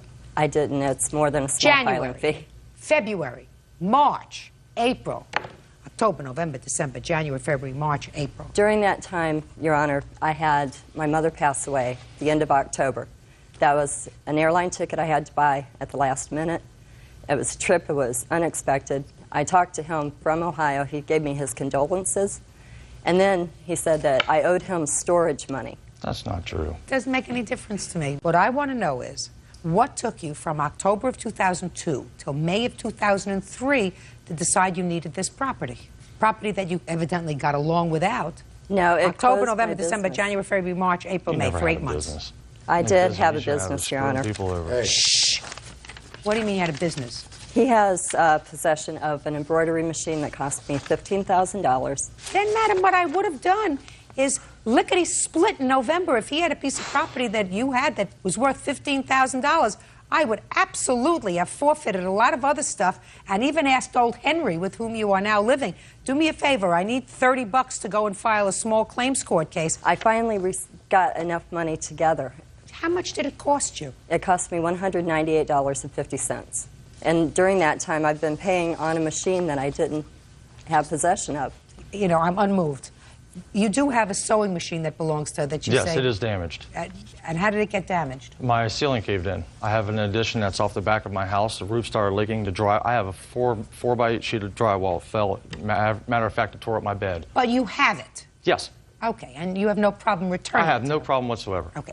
Do you have any other of her property? No, ma'am. What did you do with all the rest of her property? I put it to the curb. After 3 months, I got tired of it. I got tired of tripping around it, going into my bedroom. I got tired of tripping on it, going through the kitchen. I got tired of just even looking at it. Now, and Mr. Manhart, you say that you asked her to come and get her stuff. When Yes, did you numerous ask her to times. come and get her stuff? Numerous times. I'd ask, will you come and get it on Friday? No. Friday go to Sunday. Sunday go to Wednesday. And Look at me. We did this for ages. I even contacted Who is this her husband. person? That's my father. Step up. Were you ever involved, Mr. Manhart, in any... Yes, ma'am. I was over at his house a couple of times when he talked with her, and I offered to unload it right there and take it to wherever she wanted. She didn't have time to do it. This happened twice. Your Honor, I even contacted her husband and begged and pleaded, and I told him I'd take everything and put it right back to the same driveway it came from. That man said, I do not want to have anything to do with her. He already filed a restraining order on her and all like that. He wouldn't even accept the property back. Judge Judy continues in a moment. He's too lazy to get up off the couch with his beer to carry anything out. You were I'm always sorry. drunk on vodka. I haven't drank in 7 months. I'm sorry. And later today, He was like really drunk and really upset, so me and Andrew locked ourselves in my bedroom, and he was banging on the door so hard it broke the door, and then he just passed out after that. real cases, real people. Judge Judy. Tawny Sauer says ex-roommate Gary Manhart Jr. won't return her belongings. Gary says she's been dragging this out for months. Miss Sowers has a difficult case because she waited 8 months to do what she could have done 8 months ago. I don't believe that she made efforts to get her property until 8 months later. I thought and it could be I'm worse. speaking I'm speaking, and I do believe that you told her, get your stuff out of here, and she didn't. You do have her sewing machine or whatever embroidery machine it is. Yes. If you have it, you have to return it. If she can have it fixed, that's she can fine. have it fixed. It's to be returned to her within 5 days. Sure. She will make arrangements to come and pick it up. Or maybe your father can... I'm willing to take it to wherever she wants. Fine. Where do you want it? I want it at my house, but I also have something to add to that. What? Okay, during that time, the stress with him, he put me off so many times. I had the people to go and pick up the stuff Miss and the Howers, truck. Miss Howers, you didn't. you're getting back your sewing machine. Period. End of has discussion. sentimental items what? there. He got rid of everything. He doesn't have everything. He said he put He's it all too around lazy the to car. get up off the couch with his beer Listen to to carry me. anything You out. were I'm always sorry. drunk on vodka. Listen to me very carefully. And I haven't drank in 7 months. I'm sorry. Listen to me. You waited, madam, too long. Starting over is very hard. He had Miss Sowers, everything. the courts do not get involved with how hard it is to start over. I don't He believe had my that he has the clothing. I had to responsibility. buy the clothing. I don't believe that Key he word has is the had. responsibility, madam, of storing your property for a week, 2 weeks, 3 weeks, He 4 held it weeks, hostage. 4 weeks. I'm telling you, he doesn't have that responsibility. You had the ability, when you left his house, to take clothes, to take a carton. He wasn't there when you left, so you had the ability to take whatever you No. wanted to take, and if you left the rest of the stuff and made no efforts through the courts to get it, I find you abandoned it. It's as simple as that. 5 days from today, you get your sewing machine back. All other parts of your claim are dismissed. Thank you, that's all. Thank you. Thank you. Please excuse you. May step out. He wanted a mother, someone to take care of him, someone to pay the bills. There's a lot of untruths, so it doesn't really matter. I don't drink anymore. My eyes are wide open, and I will be back. I'm glad I don't ever have to see her again in my life. I'm going forward. And now the next case. All parties in the matter of Marks versus Copeland, step forward. 18-year-old student Zana Marks is suing her ex-boyfriend, 20-year-old pizza deliverer Michael Copeland, for an unpaid loan, the return of her PlayStation, and stabbing her furniture. Michael says he was too drunk to remember. Miss Marks, you and the defendant lived together for a period of time. Your complaint is threefold. First, you say that he took some property when he moved out, and you want half the value of that property because the property belonged to both of you. Second, you claim that he later came back and in a drunken rage at some point caused all kinds of damage to your home and to your property. And third, that he owes you for a loan that you made to him approximately a year ago in the amount of $750. Mr. Copeland says that the only property he took when he moved out was property that belonged to him, that he was too drunk to remember doing any damage to your apartment the day he came back, but that it is so out of character for him to have done any damage that he's sure he didn't do it. Correct? Yes. And third, that the $750 that you claim was a loan was actually a gift because he bought a stereo with that, and there was never any discussion of the repayment of that money. That's So true. far, is that right? Yeah. Did I get it right? Yes. Good. Tell me when you moved in together, Miss Marks, and when Mr. Copeland left. We moved in 3 years ago together. Probably, actually two and a half. 2, 3. Give me a month and a year, please. December of 01, And when did Mr. Copeland move out? May of 03. Were you working from December of 2001 until May of 2003? No. And what about Mr. Copeland? Yeah, he worked at a liquor store and then pizza delivery. How are you supporting yourself? My mom supports me. I go to school, and I was in high school. I just turned 18, and now I go to Citrus. So you were living with Mr. Copeland when you were a minor? Yeah, he lived with me and my mom for 6 months, 7 months, and then my mom moved out, and it was just me and him, and then I got a roommate, which is Andrew, who's over there. Did you have any sort of relationship with him? Yeah, he was my boyfriend. Let me try to put this together. You were living in this apartment with your mother. Mm-hmm. Mr. Copeland moved in. Mm-hmm. Why? Because he got kicked out of his parents' house. Was he your boyfriend at the time? Yes. So your mother took him in? Yeah. And how old are you now? I'm 20. So you were 18, you moved in with her, she was 16. Yes. And how old were you when your mother moved out? 18. Where did she go?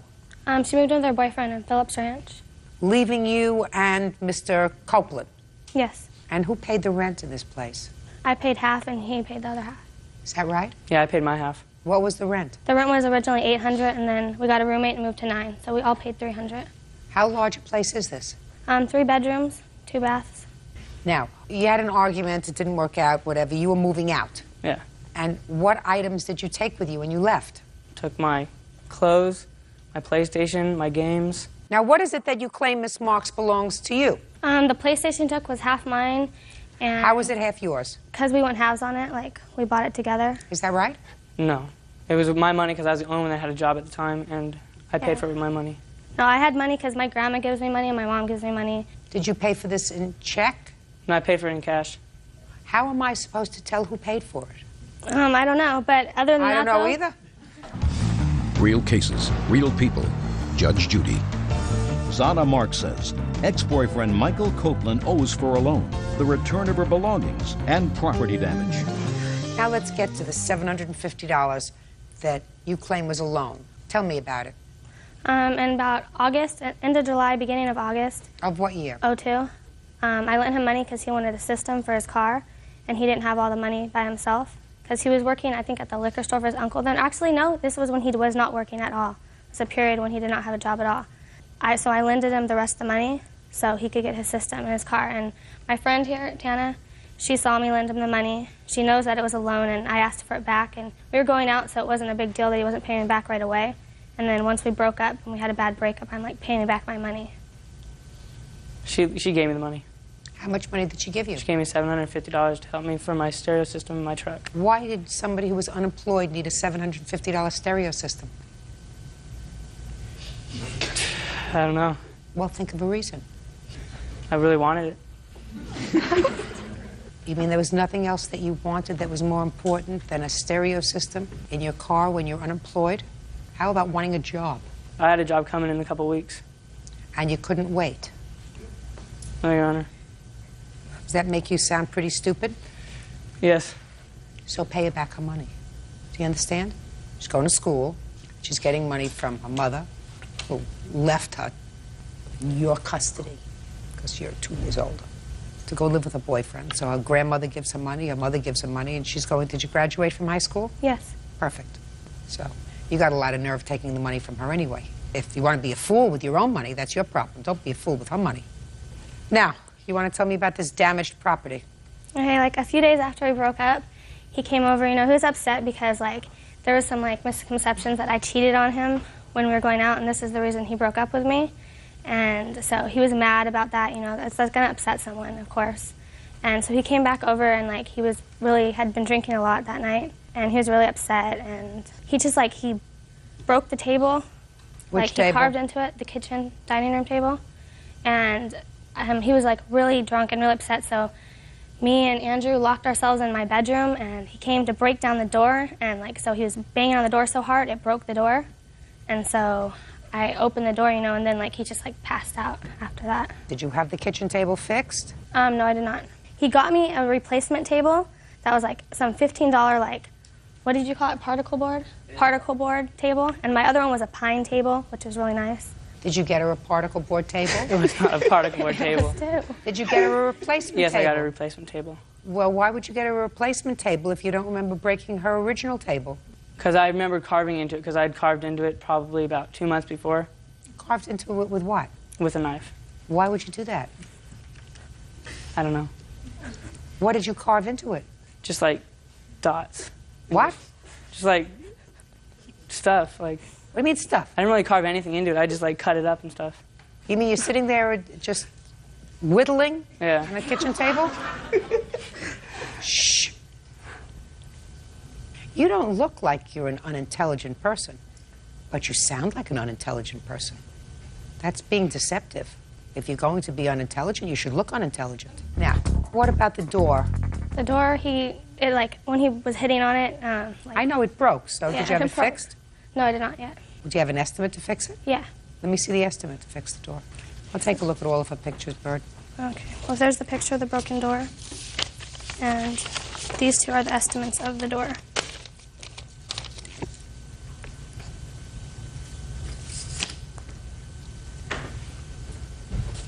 Okay, so you can have the door fixed for $150. You can take care of This is an interior door? Yeah. All right.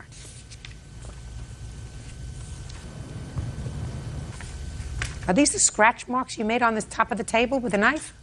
I believe so. I don't know what this Pasadena Furniture Company, $900 for a pine table? Yeah, that's why I thought it was pretty ridiculous. My original estimate, I thought pine table like $200-300 at the most. That's all you're getting for it, $250 for a pine table. Let's see what we have. We have $750 for the must-have stereo system, $250 for the pine table, and $150 for the door. $1,150. You're going to have to deliver a lot of pizza, sir. Judgment for the plaintiff in the amount of $1,150. That's